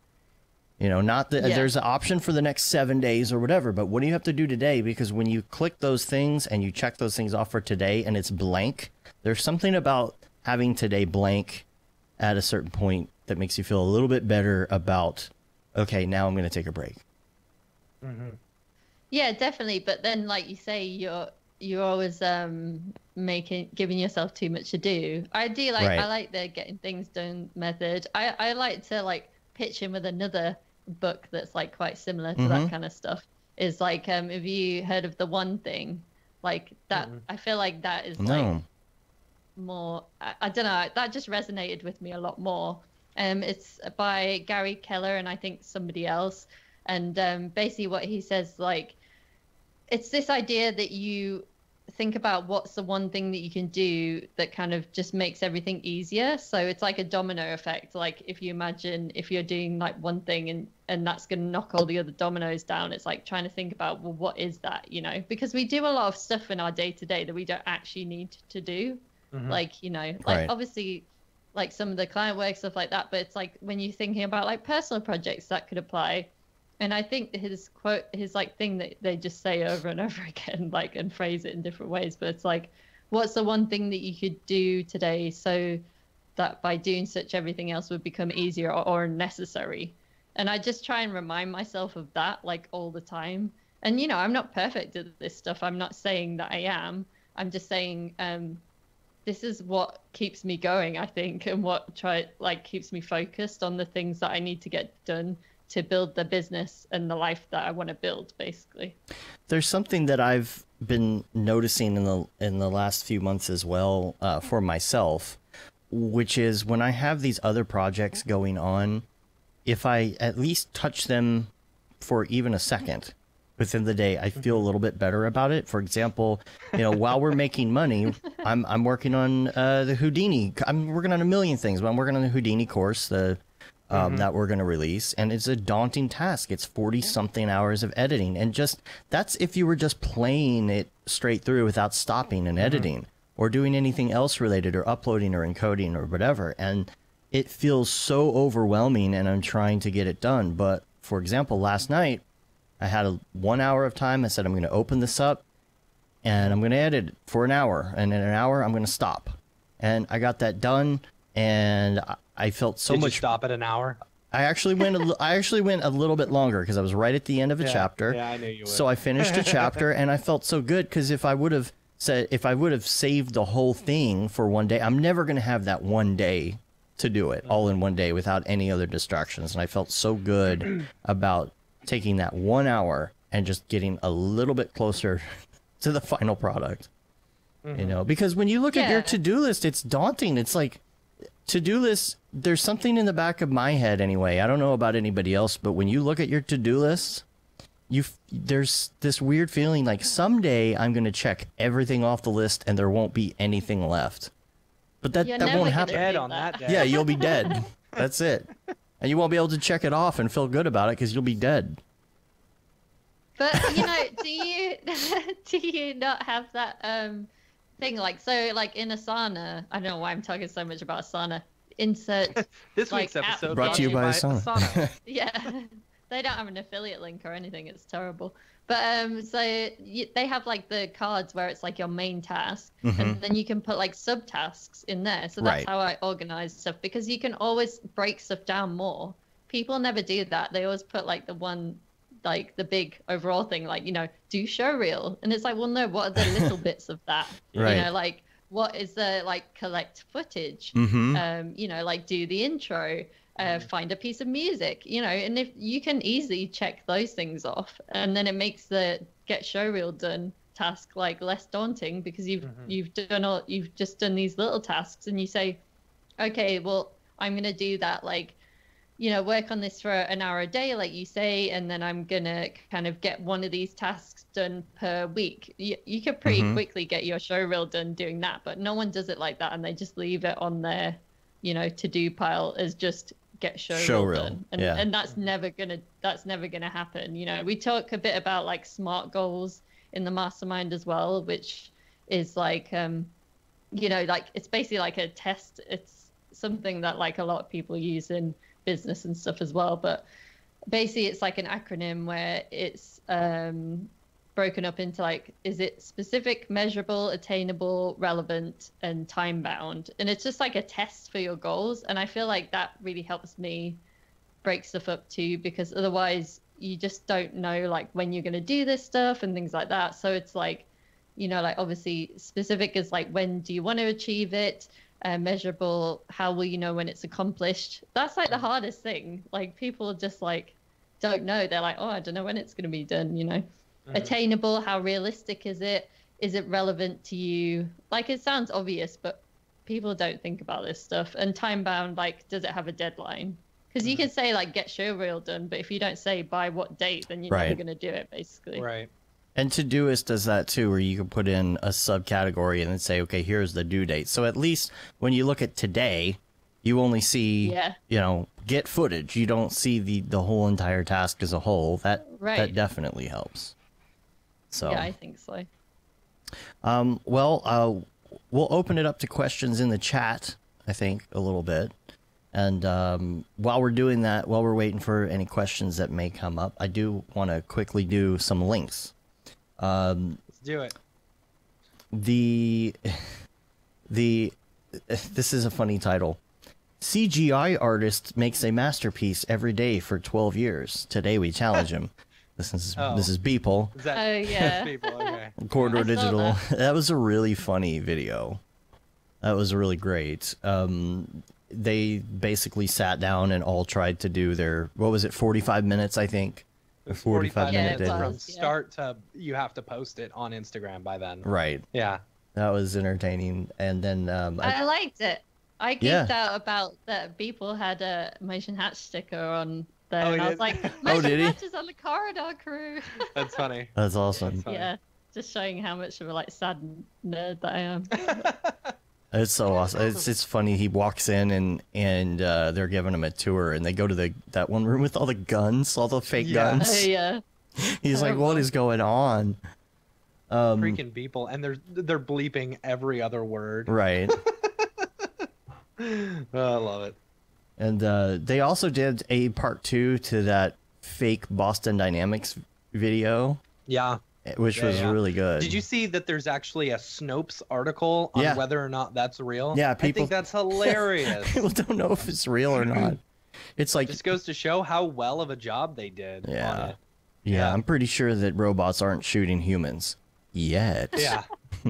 Yet. I didn't see that one. I'll have to watch it. It's pretty good. Yeah. It's pretty good. It's really good. They did one that was a shorter one that looked more like the initial tests. Mm-hmm. You know, and this one came out not too long after the one that Boston Dynamics actually released, where the robot is doing like this flip, like from a sitting or laying down position. He like flips himself up. It looks fake, you know? Yeah. So it's hard to tell these days. You're like, oh, is this really, what do they call it? Boss Town Dynamics? Boost Town, Boston. Yeah. Maybe. So well done. I mean, there was and David Ariev did the bees in it, I think. Yeah. Bees. But they so they have those 2 videos out. Also, there's a Rocket Lasso article on Patreon that Chris Schmidt posted because Raid Zero found some of his stuff was getting it was a torrent, or like someone had a torrent. Someone had posted a torrent of all of his Redshift car shaders. Yeah. So, and instead of like basically calling him out and doing the pitchfork mob mentality that comes along with a lot of the stuff that we do, he straight up talked to him and said, "Hey, dude, this isn't cool. Can you take it down? You know, I'm losing money because of you." And so, sure enough, the guy was.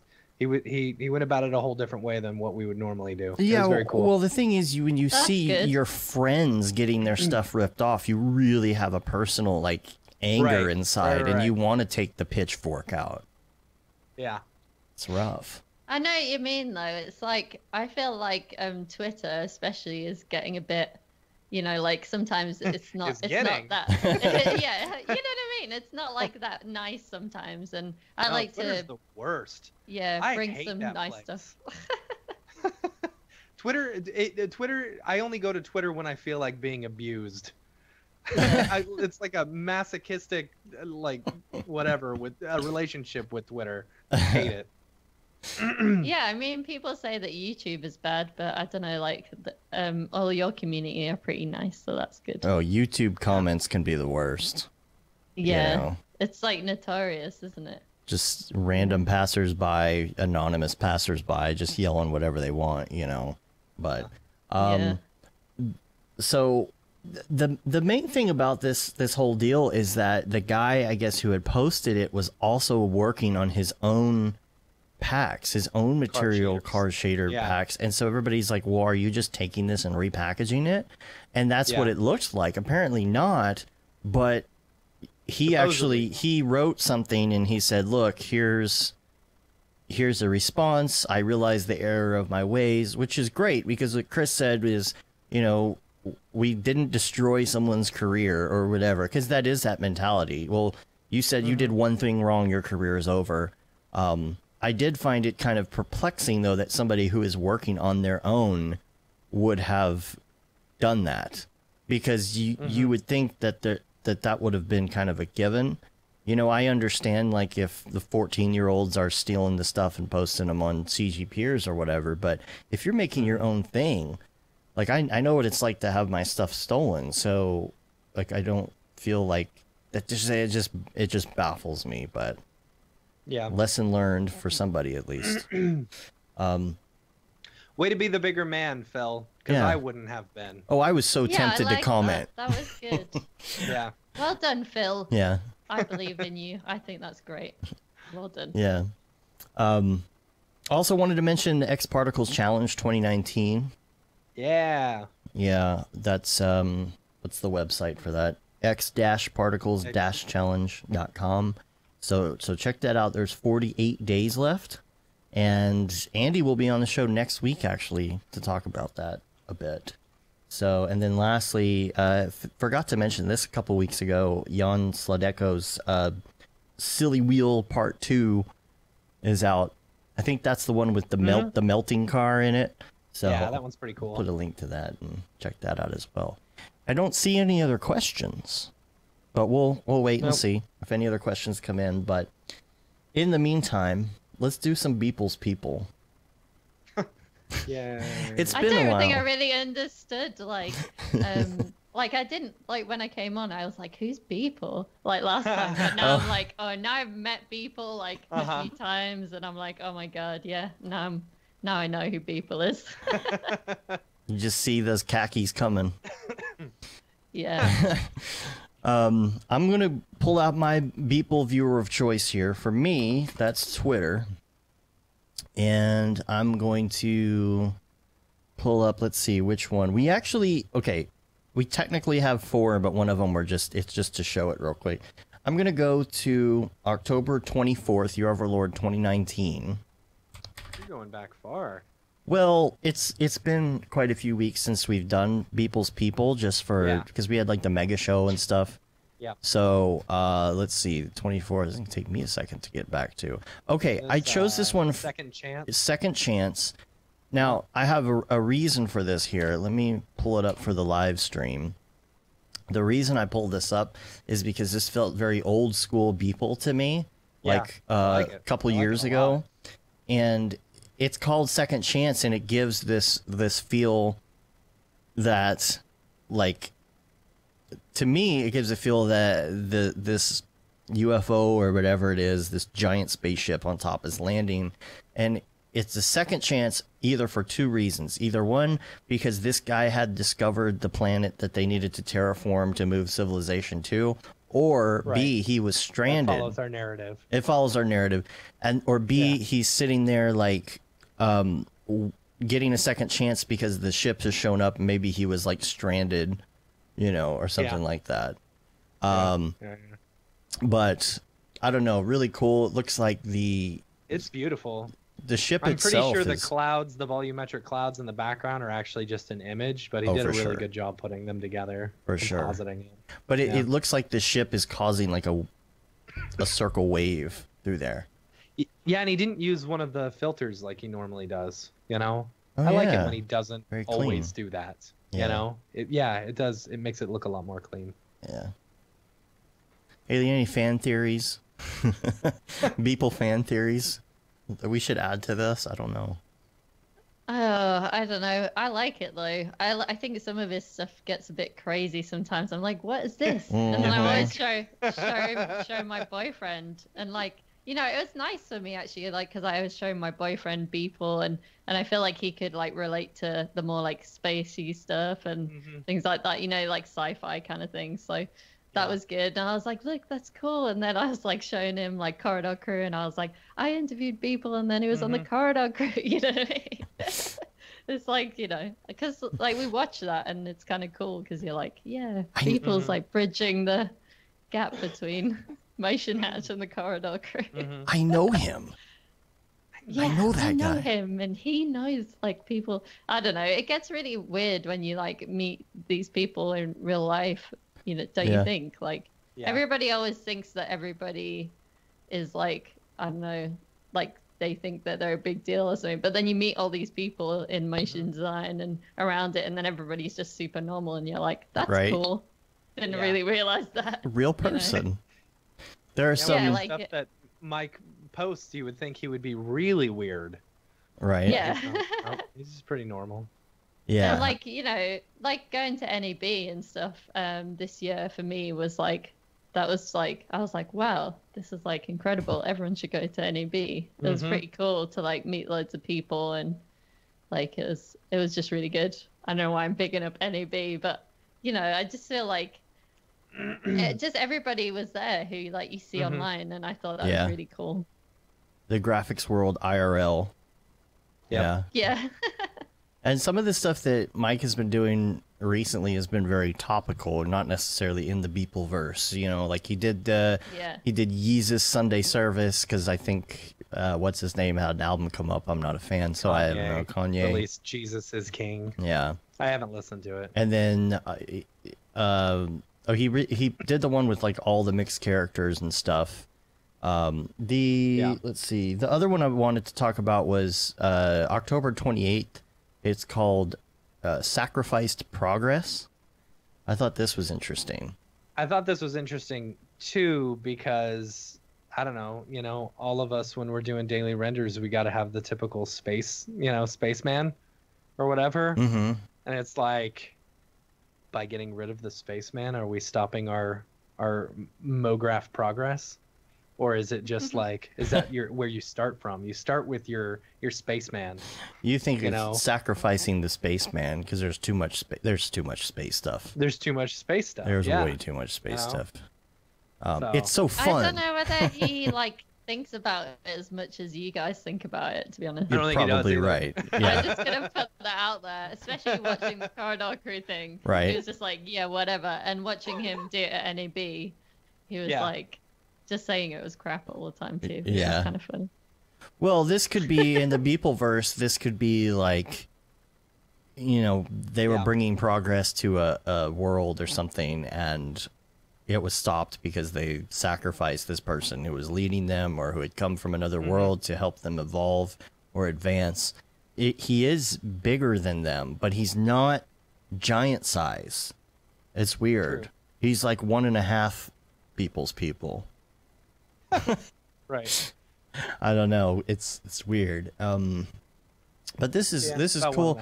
There's a really interesting background though. If you notice, I don't know if you can see it that well on the stream, but it's not really like paint stylized in the front of this as much as it is in the back. Oh right, yeah. I didn't notice that. I thought that was kind of cool. Like it's like half painted. Yeah. That's a pretty good one. And then on the topical stuff, of course, he did a Great Pumpkin one for Halloween. I like sure this one. Love. Yeah. Yeah, it was good. Yeah. But what do you think, like, can I ask you a question? You might not know this, but like, I'd be worried about like copyright with this stuff. What's the deal with that? Do you know? I guess because it's like mainly personal. No, it's satire. Satire, right? yeah. Oh, right. Do you think that's how he gets away with Rain. it? Yeah. Yeah, I think at some point I asked him about that, and he said he's never had an issue with that before. So, because I know that he licensed some of his stuff sometimes, so that we were talking about it on the Motion Hatch podcast. So I just thought, I was like trying to think like, well, would he license this? Because like, obviously, like it has, is that like Charlie Brown? Yeah. I don't think any company would try and license something that they felt would be potentially infringement, Yeah, that's true. They definitely can't sign a morals clause with him. Yeah. And then the last one I wanted to bring up was Elon Musk. This is October 30th. This is great. I like it. This is homage to Elon Musk pledging to plant 1 million trees in the what's the name of it? It's Mr. Beast's 20 million trees goal. Teamtrees.org. Teamtrees.org. So Mr. Beast was on top. Did you see the Magic the Gathering card that someone posted? I did. Go up like 2. Did he? It's awesome. Did he post it? Oh yeah, here it is. There you go. Yeah. Treelon, legendary creature. Whenever Treelon enters the battlefield, create X. I don't. 0/1 green plant creature. See, you understand this. I don't. So basically, yes. So as many mana you tap, in addition to the 1 mana, you get that many 0/1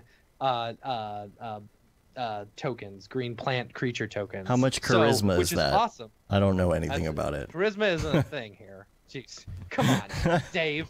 I don't know what like you. I know I'm pretty nerdy, but I just don't. This is like too much for me. Magic the Gathering is the best. It's so good. I don't get it. But I loved playing at camp. It was so much fun.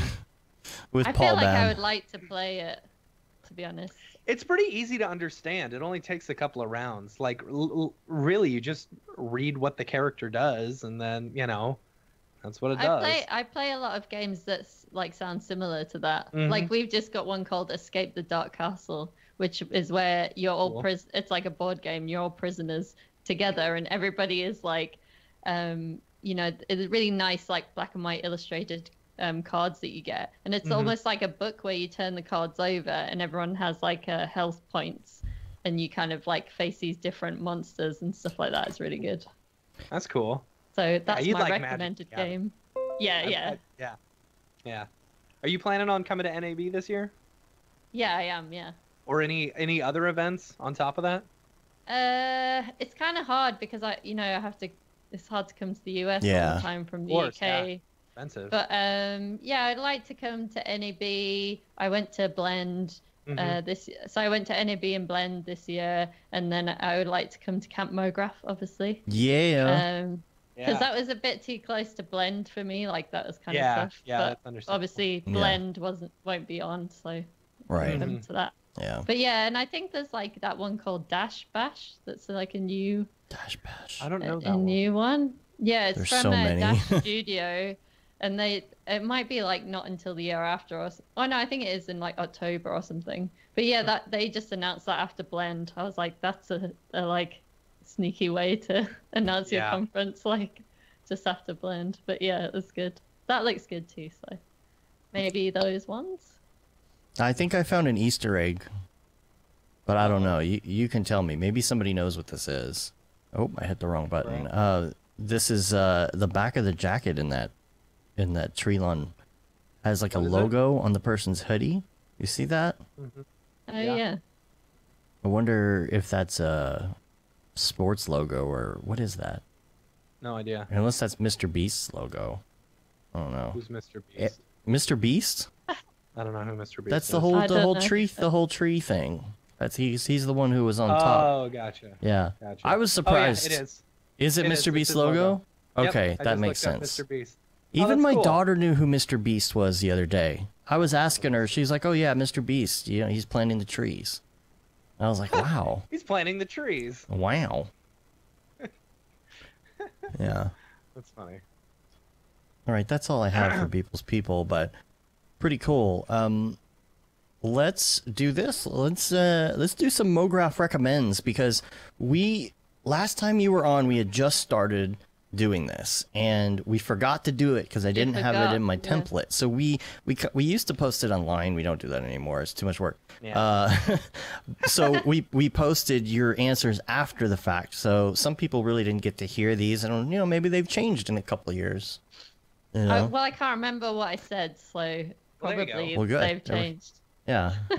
Gotta reevaluate your day, your perfect Yeah. day at the beginning of the year. Gotta reevaluate your exactly. Mograph recommends, right? That's right. I don't know. You haven't prepped me for this all, so who knows what I'm going to say? I don't all even right. know. That's all right. Well, the first one we're going to start with is your favorite movie. And I'll yeah. make sure I say this doesn't have to be You're like, it's all coming back to me now. It doesn't have to be all time. It could be recent for all of these as well. So Yeah, okay.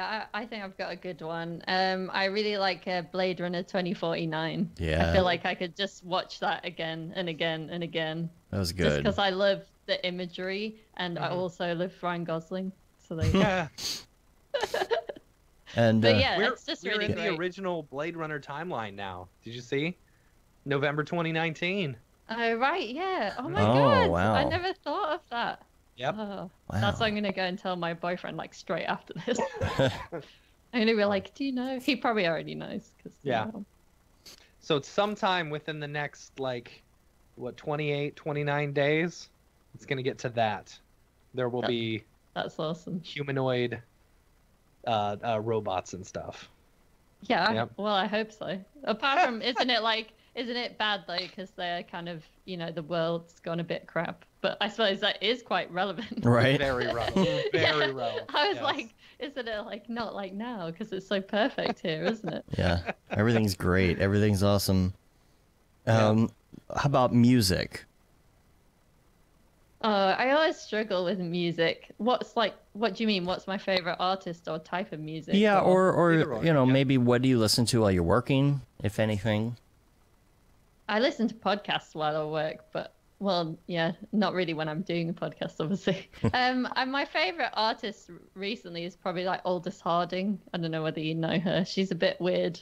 Her YouTube videos are pretty fun and interesting. So if anyone wants to like weird on a Bjork level, or I think she's like trying to be that kind of thing. Yeah. Yeah. What's her Like name like her videos, Aldous Harding. Like her videos are kind of like, you know, it's a bit like ethereal sort of sounding music sometimes, like kind of a bit on the kind of indie vibe, but then her videos are kind of quite arty. And when I first saw her, I actually hated her. I was like, oh, she just looks so smug or something. But then like after a while, you kind of get into it and you're like, yeah, this is good. That Smug was me with Bjork. the Magnetic Fields. I hated them the first. Like I bought one of their albums. It was Distortion was the name of their album. And I was like, Yeah. So I didn't have a CD player in my car at the time, and this really wasn't that long ago. So I was working in a place that transferred like, you know, VHS to DVD or, you know, whatever. So I transferred the CD over to a cassette tape so that I could listen to it. And I popped it in my car and I was like, oh, it was a terrible transfer. This was super messed up. And then I went back to listen to the CD and it sounded exactly the same. I was like, oh, this is just shitty music. But then the more and more I listened to it, the more and more I fell in love with them. Yeah, like I think my boyfriend's quite influenced by them, and we were in a band together. So Yeah. maybe you would love or hate our band. I don't know. Who knows? That's funny. Oh, EJ's in the chat now. What's up, EJ? Look at all the peaches. Is that a line from Aldous Harding or something? I don't know. How do you celebrate? I don't know what's the going music on. is like super chill, but her music video is weird. Yeah. I think that maybe EJ's saying about the barrel. Yeah, barrel I love the song. barrel. Oh yeah, that's what I'm watching right now. Her Yeah, weird it's dancing. great. That's funny. It's like this, isn't it? It's like Yeah. no one's gonna be able to see on the podcast. I can't see because my Yeah. screen's too thingy, but she goes like this. Maybe you'll warm up to it, Matt. It's like me with Skrillex. I didn't get it at first. Well, the music is very pretty. Yeah, the music's good. You just have to keep watching her until you like really like her. Like what I think I recommend is listen to the music and don't watch the videos. Yeah. And then watch the videos afterwards, and then you're like, yeah, okay. Show the. Oh yeah, the ferret to the egg. Yeah, that's like my favorite line. Show the ferret to the egg. But the egg. Yeah, what does it mean? Wow. What So in the no one world? knows. Are you just making up random words and saying them? I love Well, lamp. like, It's the South Park EJ's on manatee board, thing, like- right? Just never mind. Just make things up. I like that EJ likes Aldous Harding. Well, I assume, because otherwise, why does he know all the lyrics? Yeah. All right, let's go to the next one here. Favorite TV show. Oh, TV show. I'm trying to think of like what I watched recently that was good. This is really hard. You guys should have prepped me for it because now I have to Sorry. think. Can you like talk about something? I'll talk that- about something. Oh. Have you watched the show Episodes? It's with Oh yeah. oh man, we just finished it last night. It's so good. With I absolutely Matt love LeBlanc. that show. Yeah. Yeah, Matt LeBlanc plays yeah. Matt LeBlanc. Started watching it. Yeah. It's Yeah, it's pretty good. It takes about 4 episodes to really get into it. Yeah. But holy cow, it is so good. Mm-hmm. Yeah, because he plays I started himself. watching like Dark Crystal. I quite like that. The puppets are weird, but obviously it's like an animation thing, Yeah. so everybody loves it. But yeah, it's good. And but that's not like my typical thing. I don't know, like if we're just talking about stuff that I'm watching right now, because I think that's more interesting than saying like what's your all-time favorite. Stuff that I'm watching right now is RuPaul's Drag Race UK. Oh yeah. How's It's that? awesome. It's so good. Because I watched a bit of the US one and I was like, eh. But like, you know, the UK one is incredible. And also The Apprentice with Alan Sugar. I guess you don't have that in the US, do you? Well, we The had the Apprentice. Apprentice with Donald Trump. Yeah. It was Donald Trump. Oh, right. Oh, okay. It's not Yeah. Donald Trump. Yeah. Yeah, that would be bad. No, Alan Sugar. No, we're living the real life apprentice Yeah. right now Yeah. with Donald Trump. Yeah, we're all Okay, fired. yeah. No, not that. Don't associate me anything with him. It's the UK version with Alan Sugar because it's funny and he's a He funny has guy. basically fired the Constitution. Right. Yeah. I feel like that was a bad one to bring up, but you know, like, I like stuff like that, and like just really crappy TV is good sometimes. I'm just trying to move away from Donald Trump quickly. Well, EJ was talking about what "show ferret to the egg" means. It's translated: "Don't uninstall your old version of After Effects when you install the update." That's the secret meaning. Actually, there was a comment from Rick Bogus earlier. I guess there's some new real-time playback caching things in After Effects that came out today. Oh, wait. So you're telling me that now when it caches it, it will actually play you mean like it's supposed to? Like it's supposed to? Like it's supposed to since like it came out ever? I'll believe it when I see it. After Effects was a thing? You know, here's the thing that I figured out. Does what it's supposed to do. Oh, thank goodness. Oh, it's about time. Do you know what? Thank you, Adobe, for blessing us It's with the ability to play back in real time when it's cached, like it should. It's supposed to, every time. Here's something that I noticed. Of the time it works. Every time. No, 60% of the time it doesn't work every time. I figured out one of the things that causes it to not, because you know it'll load the cache and you see it loading cache, and then but it's just not playing, and you're like, why isn't it playing? I hit play, and you try to do the regular RAM preview. You try to do the one where it does like the lower res when you hit 0 instead of spacebar. You have set the other ones up. Yeah. It's not playing. Why isn't it playing? Or the audio's not playing, and then you have to close After Effects and then open it back up, and then it starts working again. For me, I just realized that when my computer goes to sleep, it does that. You know, I don't know. If it could just do what it's supposed to do, then sorry, I went on a tangent. Anyway, podcast, your favorite podcast besides ours and besides yours. What's your favorite podcast to listen to? My favorite podcast. I like listening to a lot of businessy kind of ones. So I close my phone so I can't look at what they're called. But like there's one called Smart Passive Income, which sounds horrible, but it's by a really nice guy called Pat Flynn, and he talks a lot about online business and stuff like that. And some of it I think is quite relevant to what we do. And he's like really cool. And I like what's it called? I think it's called like Mind Your Business Podcast or something. I think and I've heard of that. it's more about like mindset in business. I've just started listening to that one, so I'm not as familiar.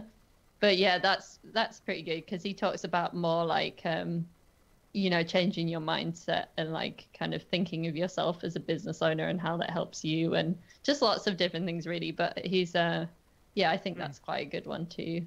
There's probably tons like Creative Pep Talk. That's a creative one. I'm sure someone's probably recommended that one before. Are most of these weekly or? Yeah, most of them are weekly. Creative Pep Talk is with this guy called Andy J. Pizza. That's what he calls himself. Andy J. Pizza? Yeah, he's pretty funny. But he's like an illustrator, and he talks about like creativity and sometimes like business kind of stuff. And yeah, I really like that.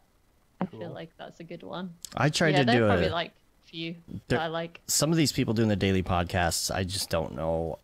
That's a lot of work. That's so much work. I tried to do a daily podcast for a while that was like 5 minutes long. Oh my gosh. Oh yeah. Yeah, it's like trying to do a daily. But you know that guy do you know that guy John Lee Dumas who he does a podcast called Entrepreneurs on Fire? That was daily for like years. Wow. And apparently he talks a lot about it. So if anyone's interested in that kind of thing, he talks about it, how he like batched them like once a week and stuff like that. So cool. Interesting. What about plugin? Your favorite plugin? I don't live in like After Effects land all the time now, so it's hard. Right. But Lucky like you. Yeah, I know, right? But didn't you just hear? They can finally play back cached files. Yeah. But like I like GIF Gun. You know, that's a classic. What is that? Gun? What does that do? Oh, you don't know what that is? Oh, it just basically renders GIFs straight out of After Effects, but it's just so much easier than going like scripts. Yeah, one-click GIF in After Effects. Yeah, I can't believe you don't know that. That's I thought I was nice. saying a really obvious one. Now, But it, yeah, that's a good one. it probably does that faster than it plays back. I'm sure it does. Yeah, it's good. That's a great one, especially since now we've got to do like, every time we make an animation, we've got to render like stuff out as GIFs and different like aspect ratios and all that stuff. Gotta get that social dough. All that social media stuff I exported. know all about that now. Now, what about headphones? Do you listen? Do you have very special, awesome headphones, or are you just more of a whatever headphone person? So I think right now I've got some like little Teotronic things in my ear that are just like in-ear ones. But I have different headphones for different purposes. So, because I'm like that. But yeah, there's I'm gonna say it wrong, but there's like some ones for running that I really like. They're called, I think it's Aftershocks Aopex or something. I don't know. Somebody help me out with that. They like But hang like on it's better. an Aftershock. Yeah, it's like the brand is called Aftershocks, I'm sure. And if it isn't, I'll correct myself later. But yeah, they're really good, and they kind of like come up in front of your ear so that you can hear like cars and stuff around you. Oh, okay. So it's like more safe, you know. I see. Yeah. Oh yeah, Aftershocks Aeropex. Is Yeah, that the nearly one did that say does the correct. bone induction thing or whatever? Yeah, bone conduction okay. headphones. Okay. Yeah. Cool. So that's my most interesting thing that I know about headphones, and most of my stuff are just like, just some whatever Teotronics or like Urban Ears, that kind of stuff. I'm not really like a headphone geek, so. So what about If your... anyone's interested, go back to the beginning of the show. You'll see me when I take my headphones out. I actually shocked my ears doing that. Like these things were popping, and so I had to switch out my ears. And as I did, they just shocked me, like Oh my electric God. shocked in the ears. It was terrible. You're the You'll see second me. person today who I have heard say that. I was It's almost weird. going. You'll probably notice I haven't moved that much since, because I'm too afraid that it's going to shock me again. Are they- So what I are was they, gonna switch out Apple ones? microphones and stuff like that. I think it's just a bad microphone. I don't know. Weird. You got a grounding issue there. Probably. Watch me. You'll see me swearing. Yeah, my... Was on mute. You need one of those like wind things to stop the electricity. Yeah, but it coming was up through the mic. I It was think. in the ears. Oh. It was in my headphones. My headphones shocked my ears, right? Yeah, because Yeah. I've had it on mics before when I was Yeah, me too. singing in bands and you're playing guitar Yeah. or something. And then, yeah. Yeah, it's awful. That's weird. Yeah, one of my friends posted that on Facebook actually today, that she shocked herself through her ears. And I was like, you're just hinting that you want your husband to buy you Bluetooth headphones for Christmas. No, I get it. But yeah, you're using like Apple headphones, right? That's The your old problem. ones, yes. That's your problem. Well, I was using the newer ones, and then I switched over to these old. I don't have any other headphones. They're so besides my old, the Bose. electricity has just built up on the inside. And Yeah, that's what it is. yeah. Well, now I don't feel bad because I thought you were going to be like headphone nerds, but now I feel No. like my recommendation was quite good. No, With the it was winning. much better than ours. We are headphone nerds off air. Like, these are just Nah. crappy headphones, but of course I'm with my Bose. You know it. Yeah, All about them Bose dough. just like the Bose. That's Yeah, about because it. when you're doing podcasts, you have to like, I've got these headphones going into like a Focusrite 2-in-2 thing, which is like, it's like the interface for the XLR mic, basically. If we want to get geeky about this stuff. Well, the reason that I wear these is because the Bose are so good at noise canceling that I won't be aware of my surroundings. Like It's true. the people Yeah. mowing the lawn next door that's so loud that you can't even hear me speak on the show. Yeah, that's what happened last week, right? Yeah.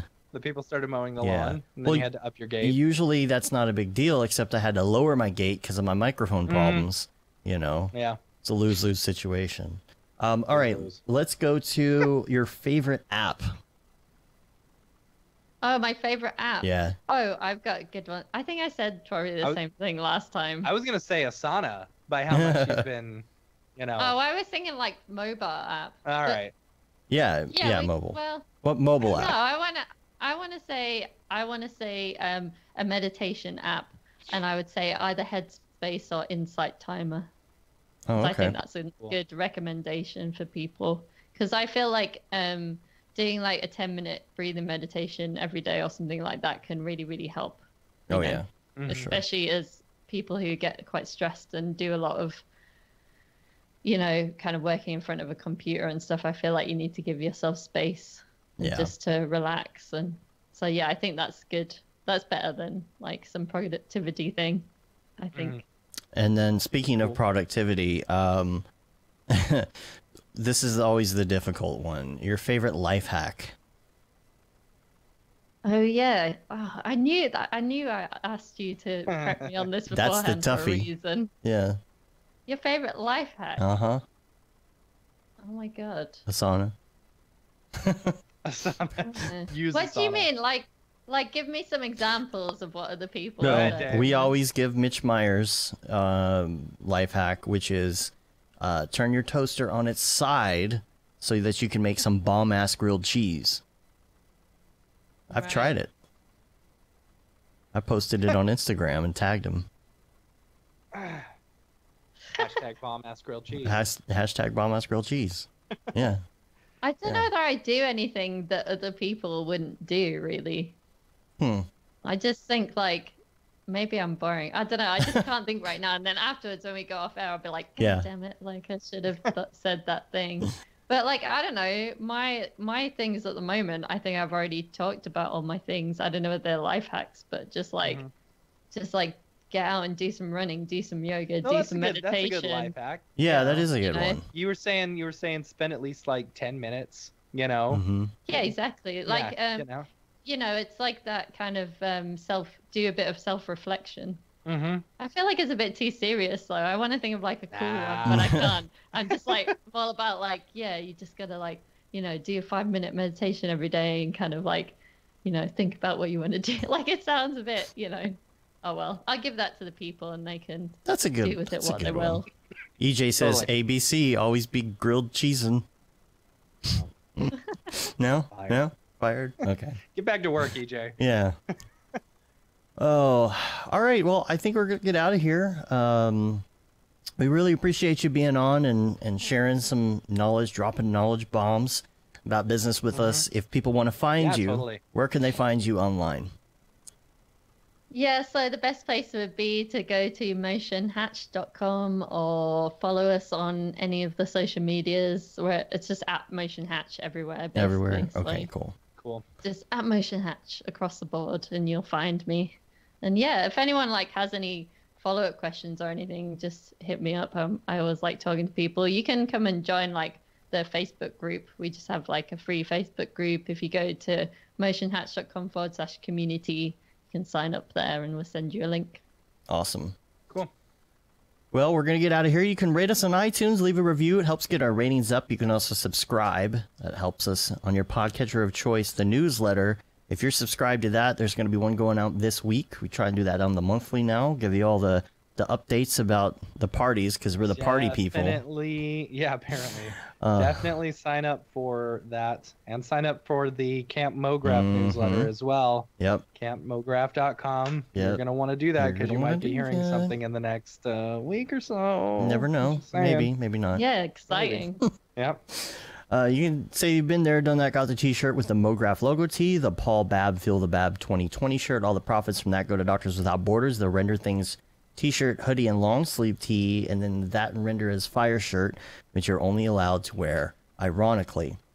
And then we're on Facebook, Twitter, Instagram, Periscope, YouTube, mograph.com. Check us out online and make sure you subscribe to all of our new channels because the other ones are going away. Yep. They'll be there. You can go reference them, but there won't be any new updates anymore. So, True that. all right, we're taking off. Until next week, I'm Dave. And I'm Matt. I'm Hayley. Have a good one. Later, yo. See ya. All right, stand by. Let me power down the streams. We are still live for a moment here. Bow, bow, bow. What was that? 107? 207? 207. Man. All right. See ya.